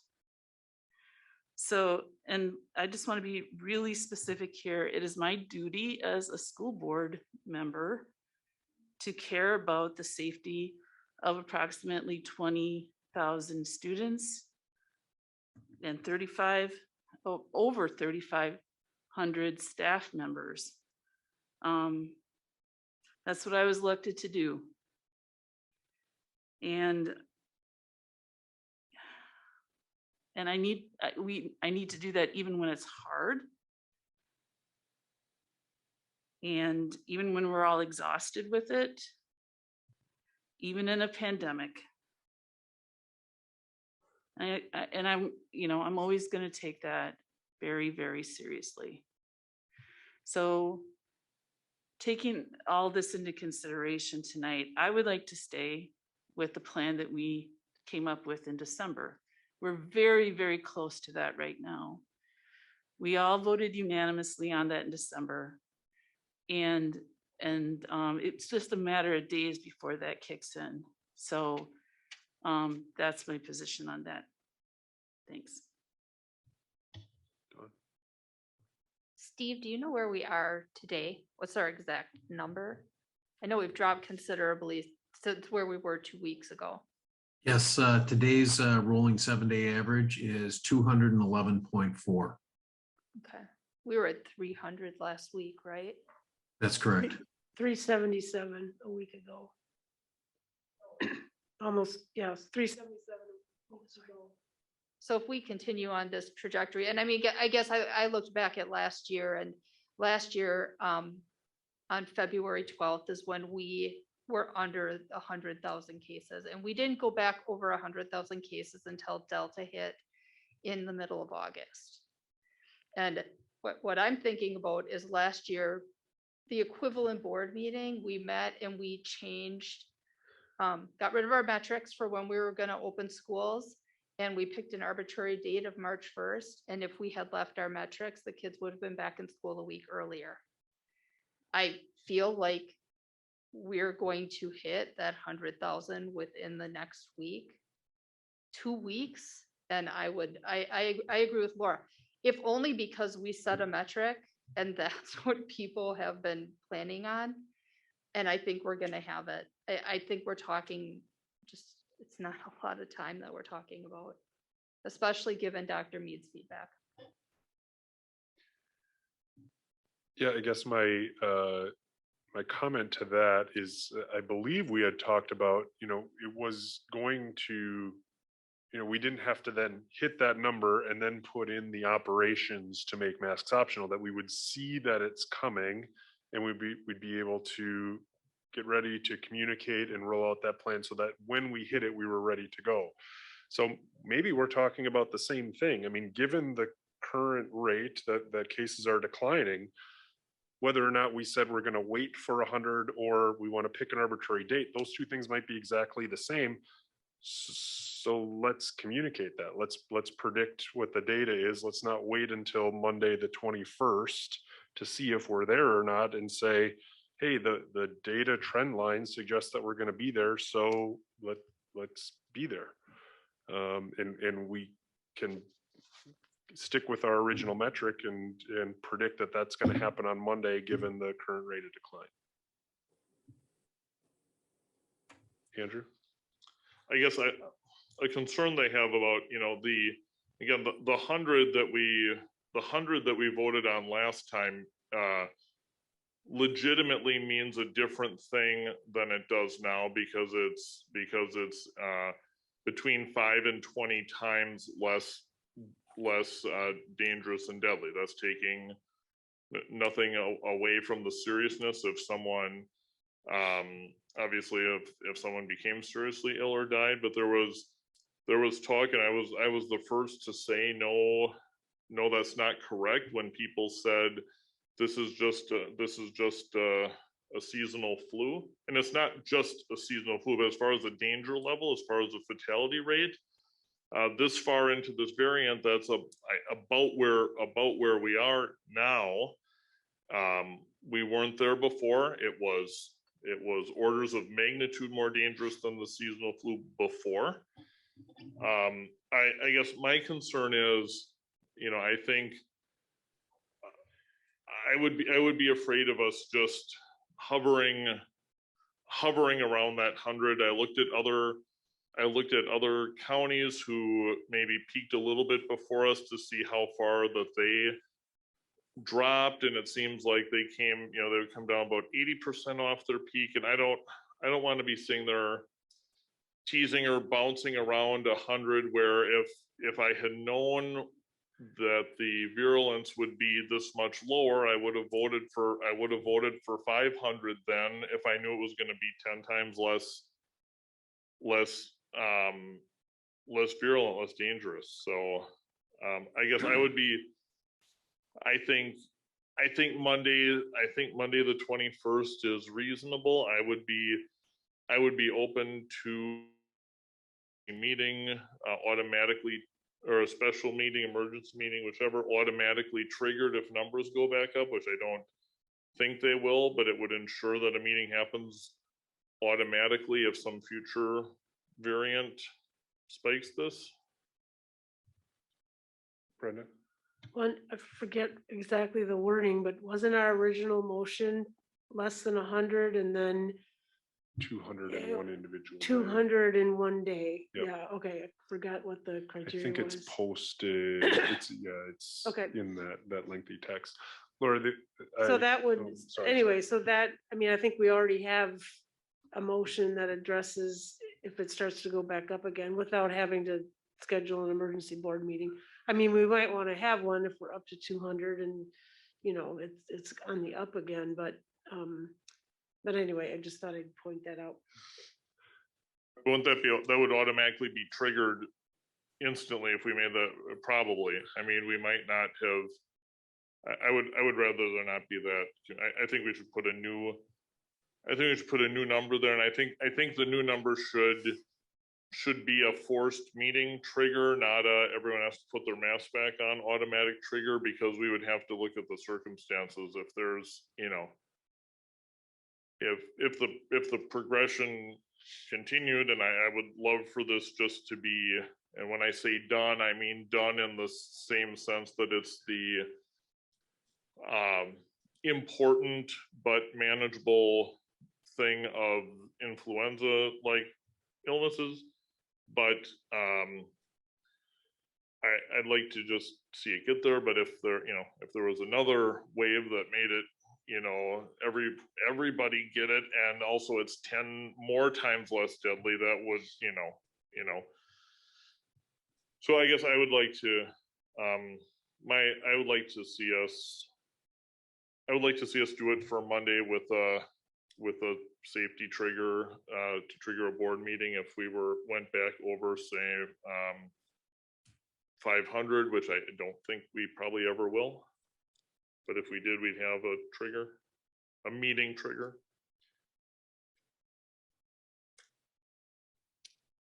Yeah, I mean, Laura, just to address your comment earlier, and certainly appreciate your approach to safety. I think that we all have taken that. I mean, obviously, I believe that our district has led through this pandemic in a positive way over other districts, and we have heard that feedback as well. Thank you for the efforts that your district has taken. So the feedback comes in on both sides. To your point, though, people, dying in our community, what we know is that people who are vaccinated generally aren't dying, right? I mean, I hate to paint with a broad brush, but we know that the vaccine is effective, and we don't see a high percentage in numbers of people that are vaccinated. Can't do anything about the people who choose not to get vaccinated at this point. We also know that children aren't dying.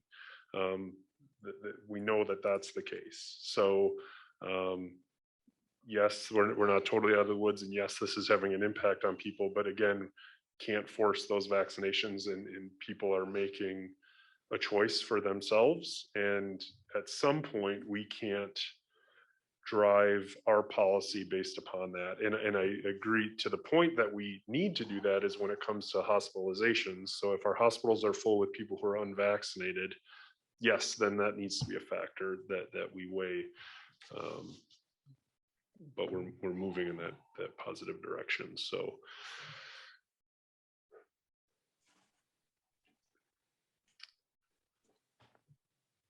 Ian, yep, thanks for raising your hand. I'm glad I caught you.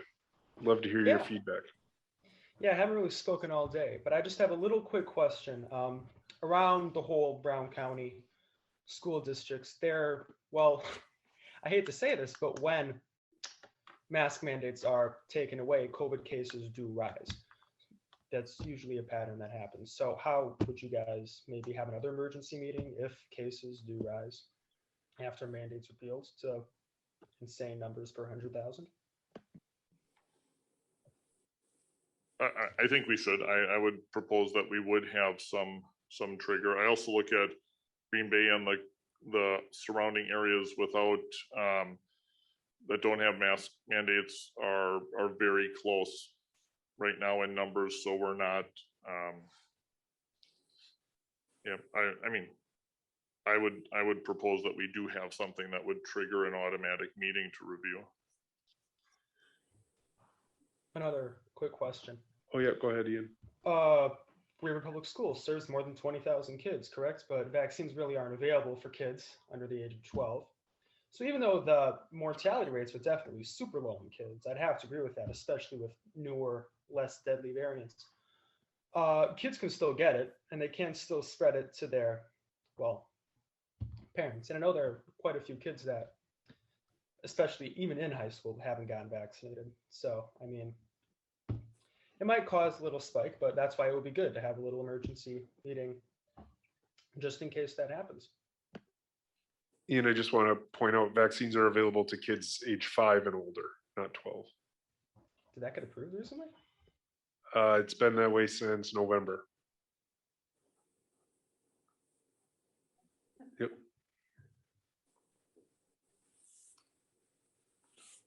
Which is part of why we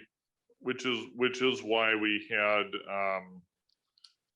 opened things up a little bit quicker for ages that were vaccine eligible at the time, which I think that was the right thing to do then too, because under 12 couldn't get the vaccine, but now 5 and up can get it. Go ahead, Brenda.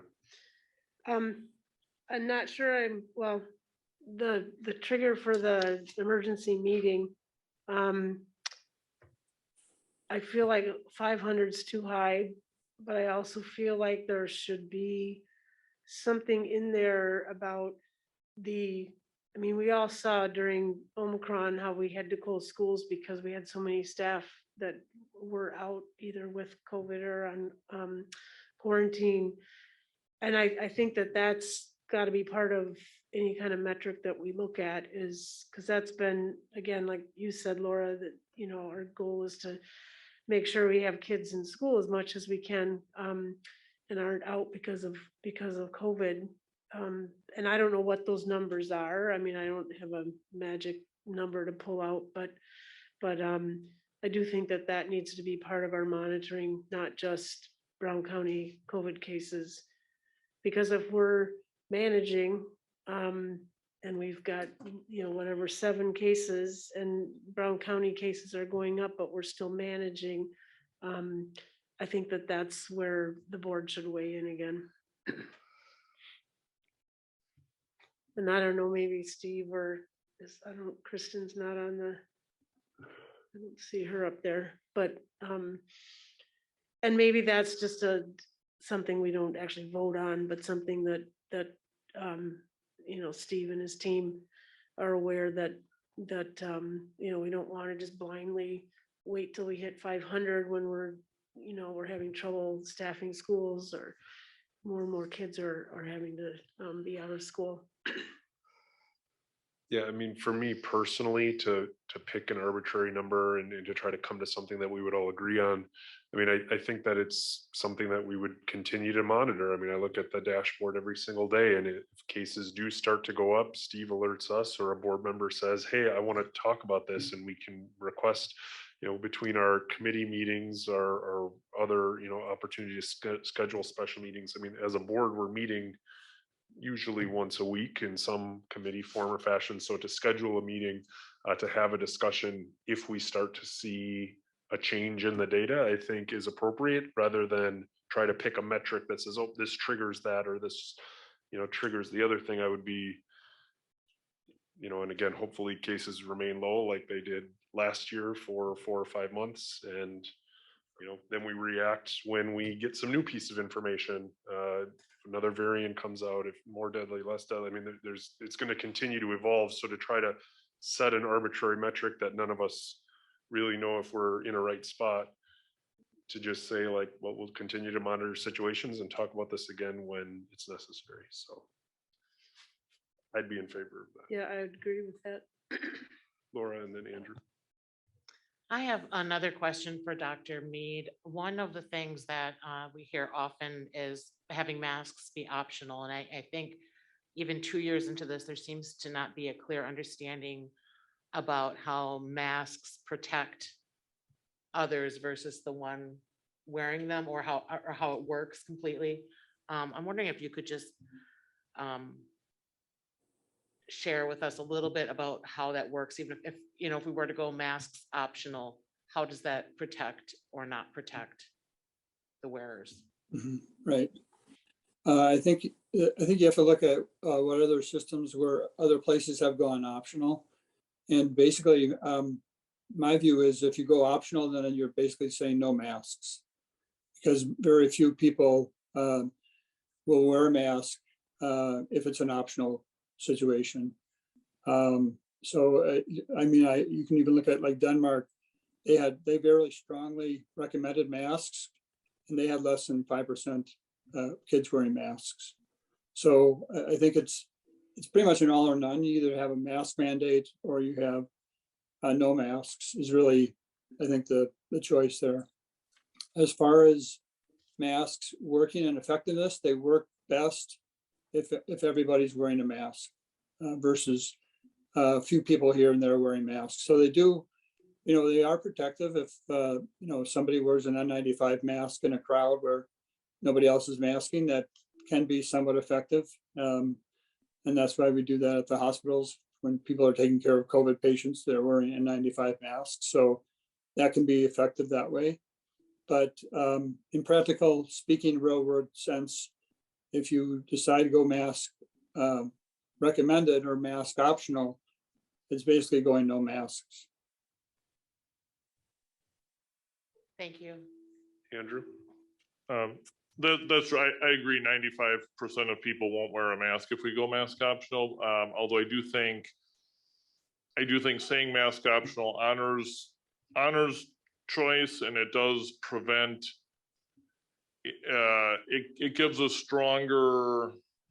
It gives us a stronger way if someone's picking on a kid for wearing a mask, that a teacher could say, not just knock it off, that's not nice, but also knock it off, that's not nice, and the district rule is it's your choice. And I think that it's subtle, but it gives that little bit of something for those who are wearing masks. I'm not pretending half of people will wear a mask when we say mask optional, but I do think there is one more thing. There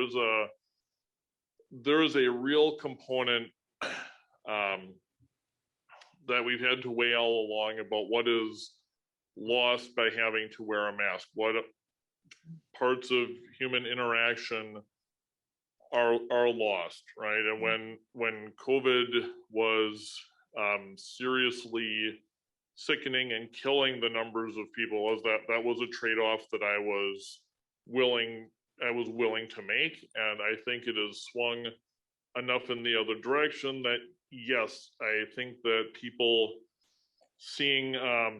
being able to see each other's faces is important once the danger level has dropped substantially. And I think that's where we're at. And I think Monday the 21st would be a good time to do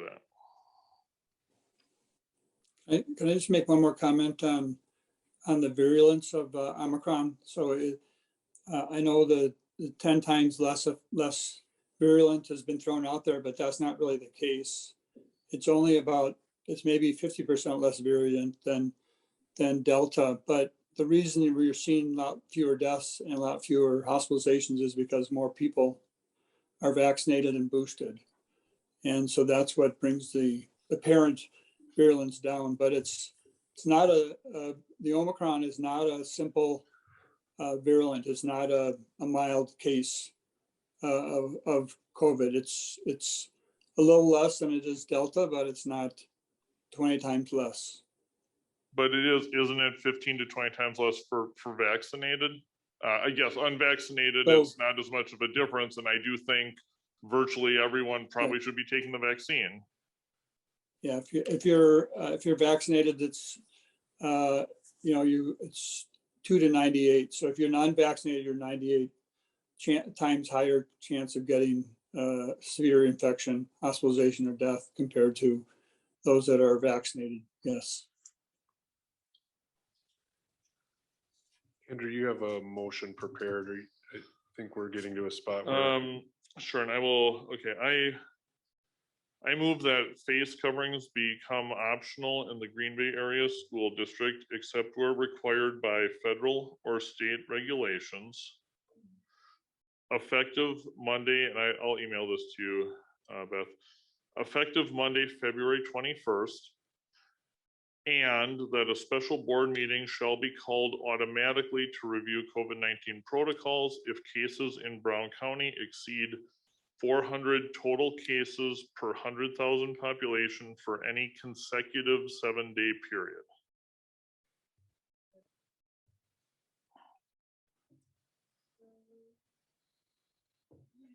Can I offer? Second? Now you can. Yep, there's a second. You can offer an amendment. I'd like to amend that date be actually on the 28th, which should be two weeks from today.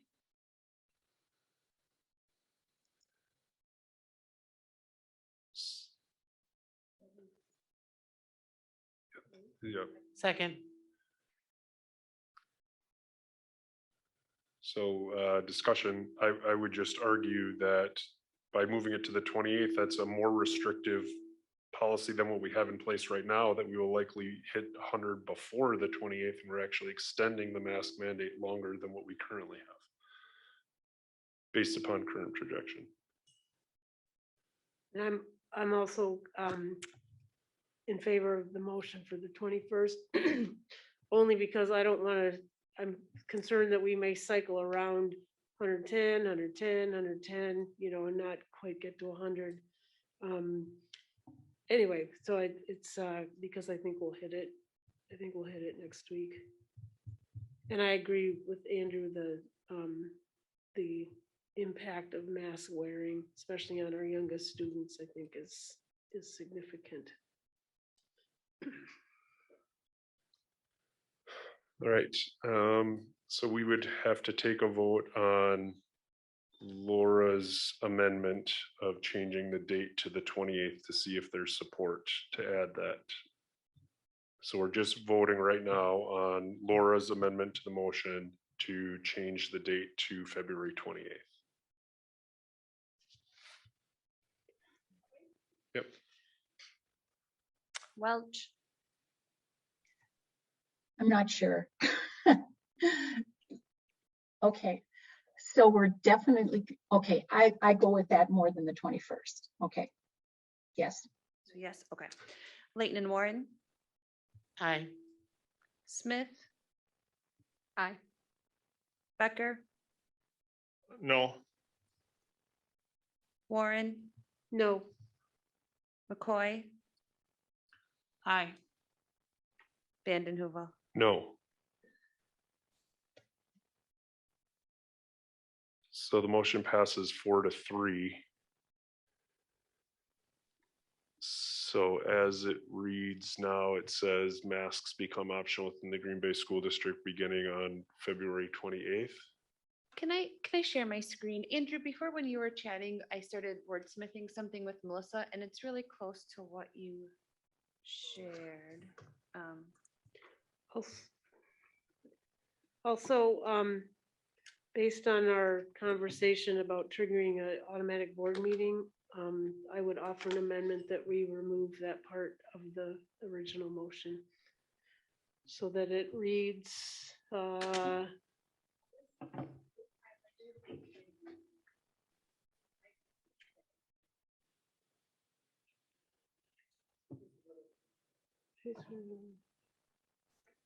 yeah, eliminating I make a motion to amend this and remove everything after the 28th that says, and that a special board of education meeting shall be called automatically. I just think that locks us into things we can't predict. So anyway, that's my proposed amendment. Nancy has her hand up in case you Yep, can't see go it. ahead, Nancy. Can you hear me? Yep. Okay, what about, like, I really feel we're going to hit under 100 before the 28th. So can we put something in there that, like, next week, wonder if it does happen on the 21st? You know, I mean, I really wish we would just stay with our regular motion because I thought it was all set and we were getting there and, you know, but, you know, I understand, but it's like now I wonder if we do get down, then are we able to do that? Yeah, I mean, Nancy, we could shoot this motion down, and if we do, then it stays with our original plan. So if you vote no for this current motion that's on the screen, we'll have to vote on Brenda's amendment here. But if that motion fails, it goes back to what we had before. And I agree with you. I like our original motion better than what's on the screen right now. Although it does give us a definite date, I think we'll get there well before that. So this is, in my opinion, a step backwards. Yep.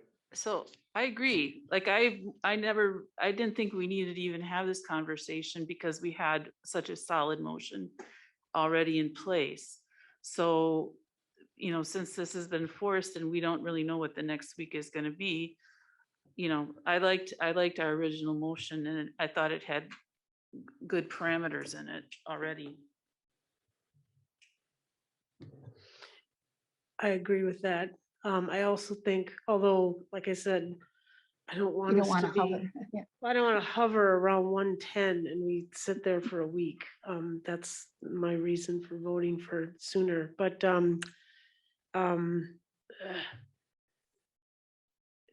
I forgot also,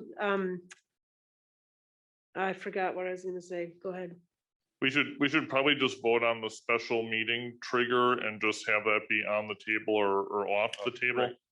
I'm not understanding though, Brenda, what we gain by not having the trigger when some people may at least be able to look at and say, okay, there is something that forces a meeting, even if the board members don't feel like it. It's a little something, but it's something.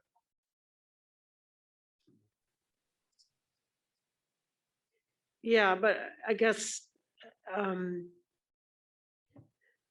mean, it triggers it at 400, but what if we're shooting through 300 and our schools are shutting down and because people are getting whatever new strain of COVID's coming through?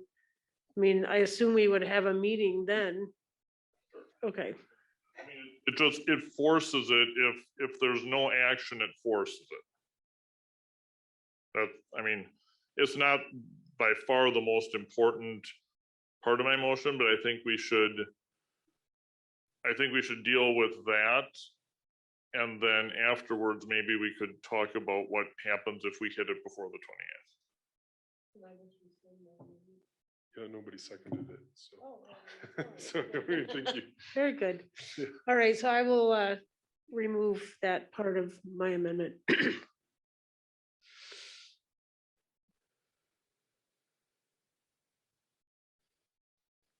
So how do we handle the agreement that people are generally in favor of where we started originally, although that then creates the possibility of next week. Steve, can I ask you to chime in here around the communication and operations of shifting to mask optional given our current metric, knowing that the numbers are trending in that direction anyway.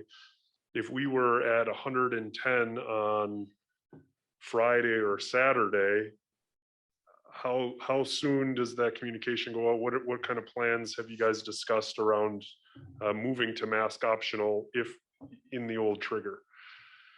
So as we approach 200 right now, the process would include us notifying and reminding, as we did last week, the school population, students, families, staff, that again at 7 days of 100 would trigger us to go to mask optional, and then we would provide regular updates as we get closer to that so that people know when that's going to happen. So help me understand. So this number that I look at, 211.4 right now, is that 1 day metric or is that a 7-day average? No, that's a rolling 7-day average. Okay, so when that number hits to below 100, that's the day that masks would be optional. That's correct. So we would provide that notification as we're approaching that number. Josh has something. Josh wants to chime in on that. What I hope doesn't have to happen is that we have 7 of those numbers in a row below 100. That's the way your currently enforced motion reads.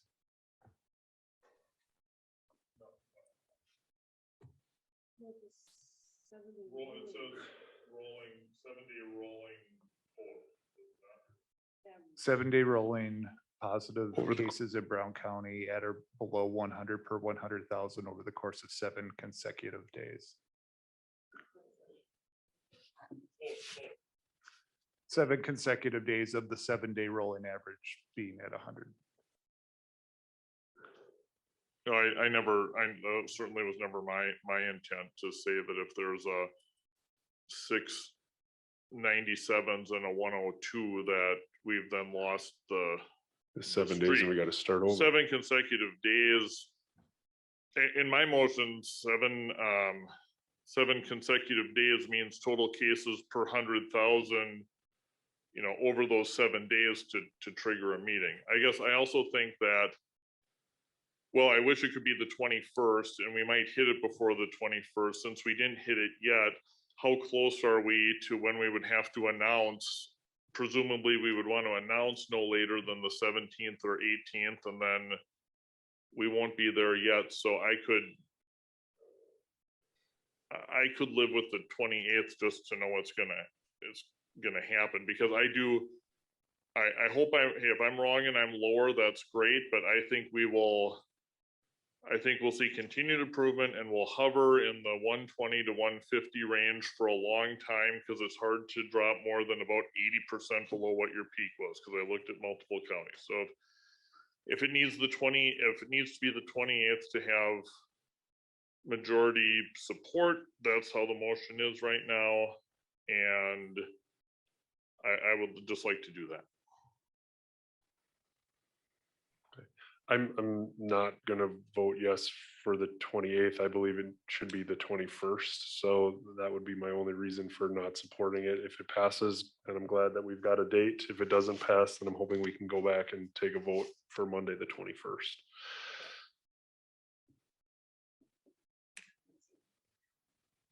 Oh, I'm sorry. Go ahead, Ian. This is just a really quick, just wrapping things up here, question. The only COVID policy that would change for this would be mask wearing. All the quarantine policies, isolation policies, those would stay the same, correct? Because that hadn't been brought up. So I was just wondering, those are staying the same, right? Yeah, all of our mitigation strategies, the hand washing, yep, all of that would stay the same.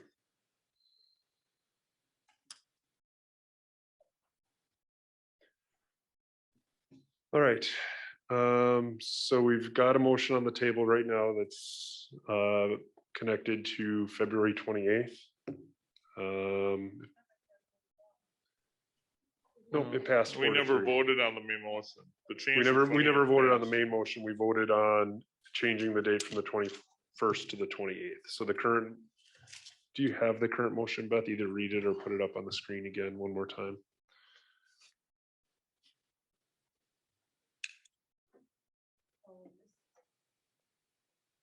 This bottom portion here is Andrew's motion. The top one was the one that we had wordsmithed. I don't know, Andrew, if you'd be comfortable with the top one. It just adds a little more clarification on the district provided transportation piece. I don't know if that matters. Yeah, I guess I'd like to keep my existing language about exceeding the part about exceed 400 per 100,000 for any 7 consecutive day period. I think it just avoids the confusion that we would run into. It doesn't have to be in a row or something. So I would accept the other language. But I would like it any 7 consecutive day period, because that makes it very clear that it's a total.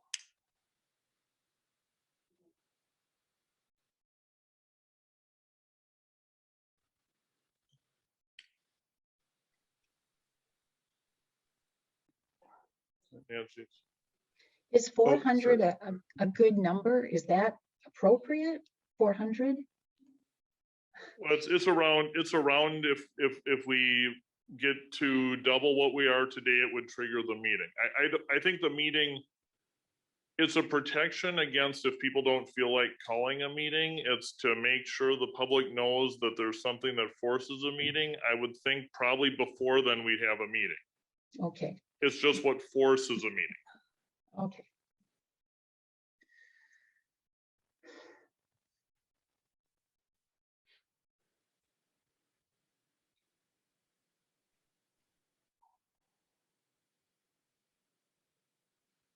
All right, so I guess I would just ask if there's unanimous consent to change the motion to what is above.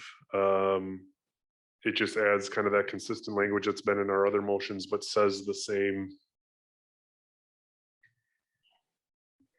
information. Is there unanimous consent to move it to the top motion? Yes? Okay.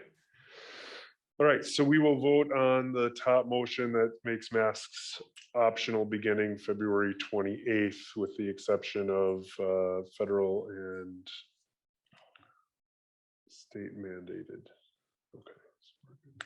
All right, any other questions or discussion before we vote? Go ahead, So Nancy. do we want to put something in there? So if we do reach a number, the number that we had in our first motion, that it would kick in then? I mean, it seems like we're shooting ourselves in the foot here. But the problem is we need time to do it. That's the thing. So What- like, but if we when you wanted to have- make it Monday, right, how, like, we don't want to do it overnight, probably. We'd want to look at it every week. So like, what would be the look date to decide it's okay for the 21st if we're at 211 right now? And we're not going to be at 100 tomorrow because there's 7 days. And I just don't think we could. I like the idea. I just don't think we could. Okay. I mean, yes, maybe we would hit it on the 23rd or the 24th, but then are we really going to say tomorrow, come back without it? I mean, Well, the thing is, you know, when you're taking the mask mandate away, nobody has to prepare for that. They just don't have to bring their mask. You know, it's not like they have to go buy some or something. So, okay, I'm good. there's a little something. Someone who was maybe not sure about boosting or something, if they work in the district, might boost, or, you know, it gives a little time is good. I wish it could be the 21st, but I'm going to vote for the 28th because I don't want to let Okay. the preference of the 21st cause us to do nothing at all. And I think we're going to be hovering in the low 100s for a very long time. I hope I'm wrong, but I think we will. It's hard to get lower than that. Is it possible to add an or statement that says something like effective February 28th, or if any single day hits below 100, whichever comes first? So that, to Nancy's point, if cases plummet and on Friday it's at 98, now we're sitting here below our original metric. I don't. But if we hit it on Friday, would we be then putting out announcement right away for Monday, or would it be for Tuesday? I mean, you need a few days. That's the problem. Because we're not going to hit it today or tomorrow. I shut you off, Andrew. We're not going to hit it today or tomorrow. I mean, I would, like, what could we even come up with as a cut date to give it I just don't think it can have, if we had, say we had 3 days in a row of 0, which isn't going to happen, but if we had 3 days in a row of 0, we'd still be over 100 and it'd be Thursday. That's the problem. You can't, I don't think you can mathematically hit it even with 0, unless we were to do it on, okay, unless we're willing to say it would be a next day notification. I mean, yeah, we could hit it, we could hit it on Friday. Would we then say it's for Wednesday? And then we're gaining 2 more days? Laura? I'm going to call the question. All right. Do we have to vote? Do we need a second? Is everybody ready to vote? All right, we're ready to vote. Nancy, you ready to vote? Yep, she's ready to vote. All right.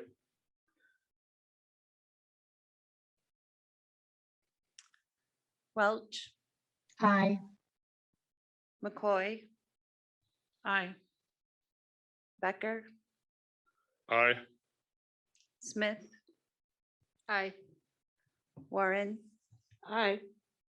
Vandenhoevel, Aye. Leighton and Warren. Aye. All right, motion passes 7-0. Moving on to school security drills. Just as a reminder, this is, I believe, an annual requirement pursuant to the state statute that we do written evaluation drills. The board is able to see the details of that drill, but it is in executive content for safety purposes. Would look for a motion to approve our school security drills. So moved. Second. Any discussion? Beth, we're ready to vote on that.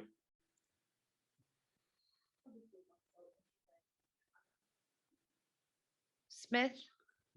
Aye. Vanden Heuvel, Aye. Becker, Aye. Warren, Aye. McCoy, Aye. Leighton and Warren, Aye. Welch. Aye. Motion carries 7-0. Moving on, policy 443.1 student dress. We had some discussion on that earlier during the policy and governance committee meeting. Look for someone to make that motion, and if there's any discussion, we certainly can have that.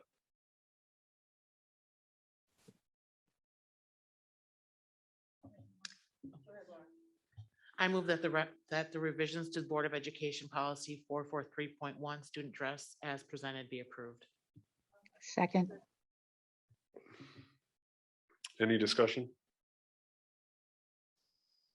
Andrew? Okay, so this does, I'm not missing something, this does make it pretty difficult to say that you can't wear it, right? I was a little like, I think I feel better about this one. I was a little bit worried about if there was an interpretation. Good principles can have different interpretations of the same thing as to,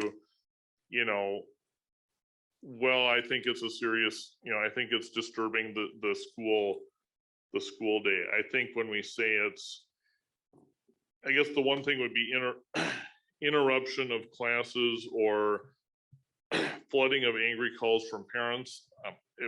To me, if there's a flooding of angry calls from parents saying we're upset that you allow hats and hoods, I don't want to change for that. Although it says in here that it, although it says could be, so.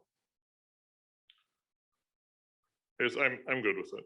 I think it's in the, we saw in the survey that the opinion dramatically shifted. I think more harm than good is done in enforcing it. And we heard loud and clear about concealing prohibited items, and we revisited, we reaffirmed here that you can't just, if you're thinking, and for any students who are watching thinking, oh, this is earbuds good to go. It's not, it says right in what we're passing that you cannot use it to conceal earbuds. So. All right. We're set to vote, Beth.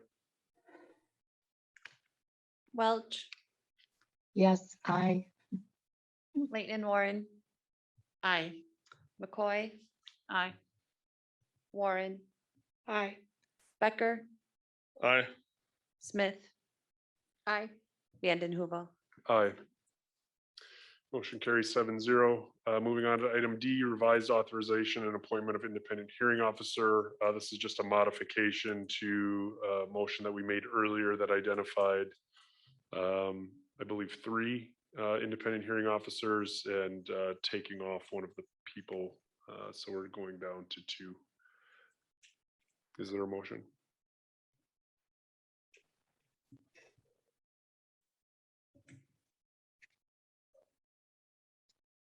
So moved. Second. Any other discussion? Beth, I think we're set. Smith. Aye. Vanden Heuvel, Aye. Becker, Aye. Warren, Aye. McCoy, Aye. Leighton and Warren, Aye. Welch. Aye. Motion carries 7-0. Moving on then to the board meeting schedule. You can see the attached dates. We do have policy and governance, operations, education meeting remaining in the month of February. Our next regularly scheduled Board of Education meeting is March 14th. Any other comments on our schedule? All right, with that, I would look for a motion to adjourn. So. Second. All in favor? Aye. Meeting is adjourned at 8:35. Thanks, everyone.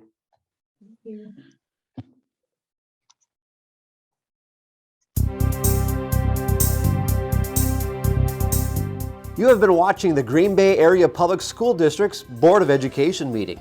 Please visit the school district's website, www.gbaps.org, to view the program again.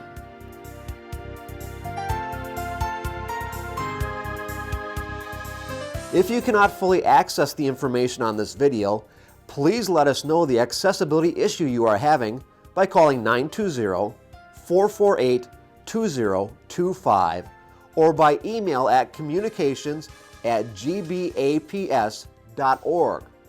We will try to provide the information to you in an alternative format and/or make the necessary improvements to make the information accessible.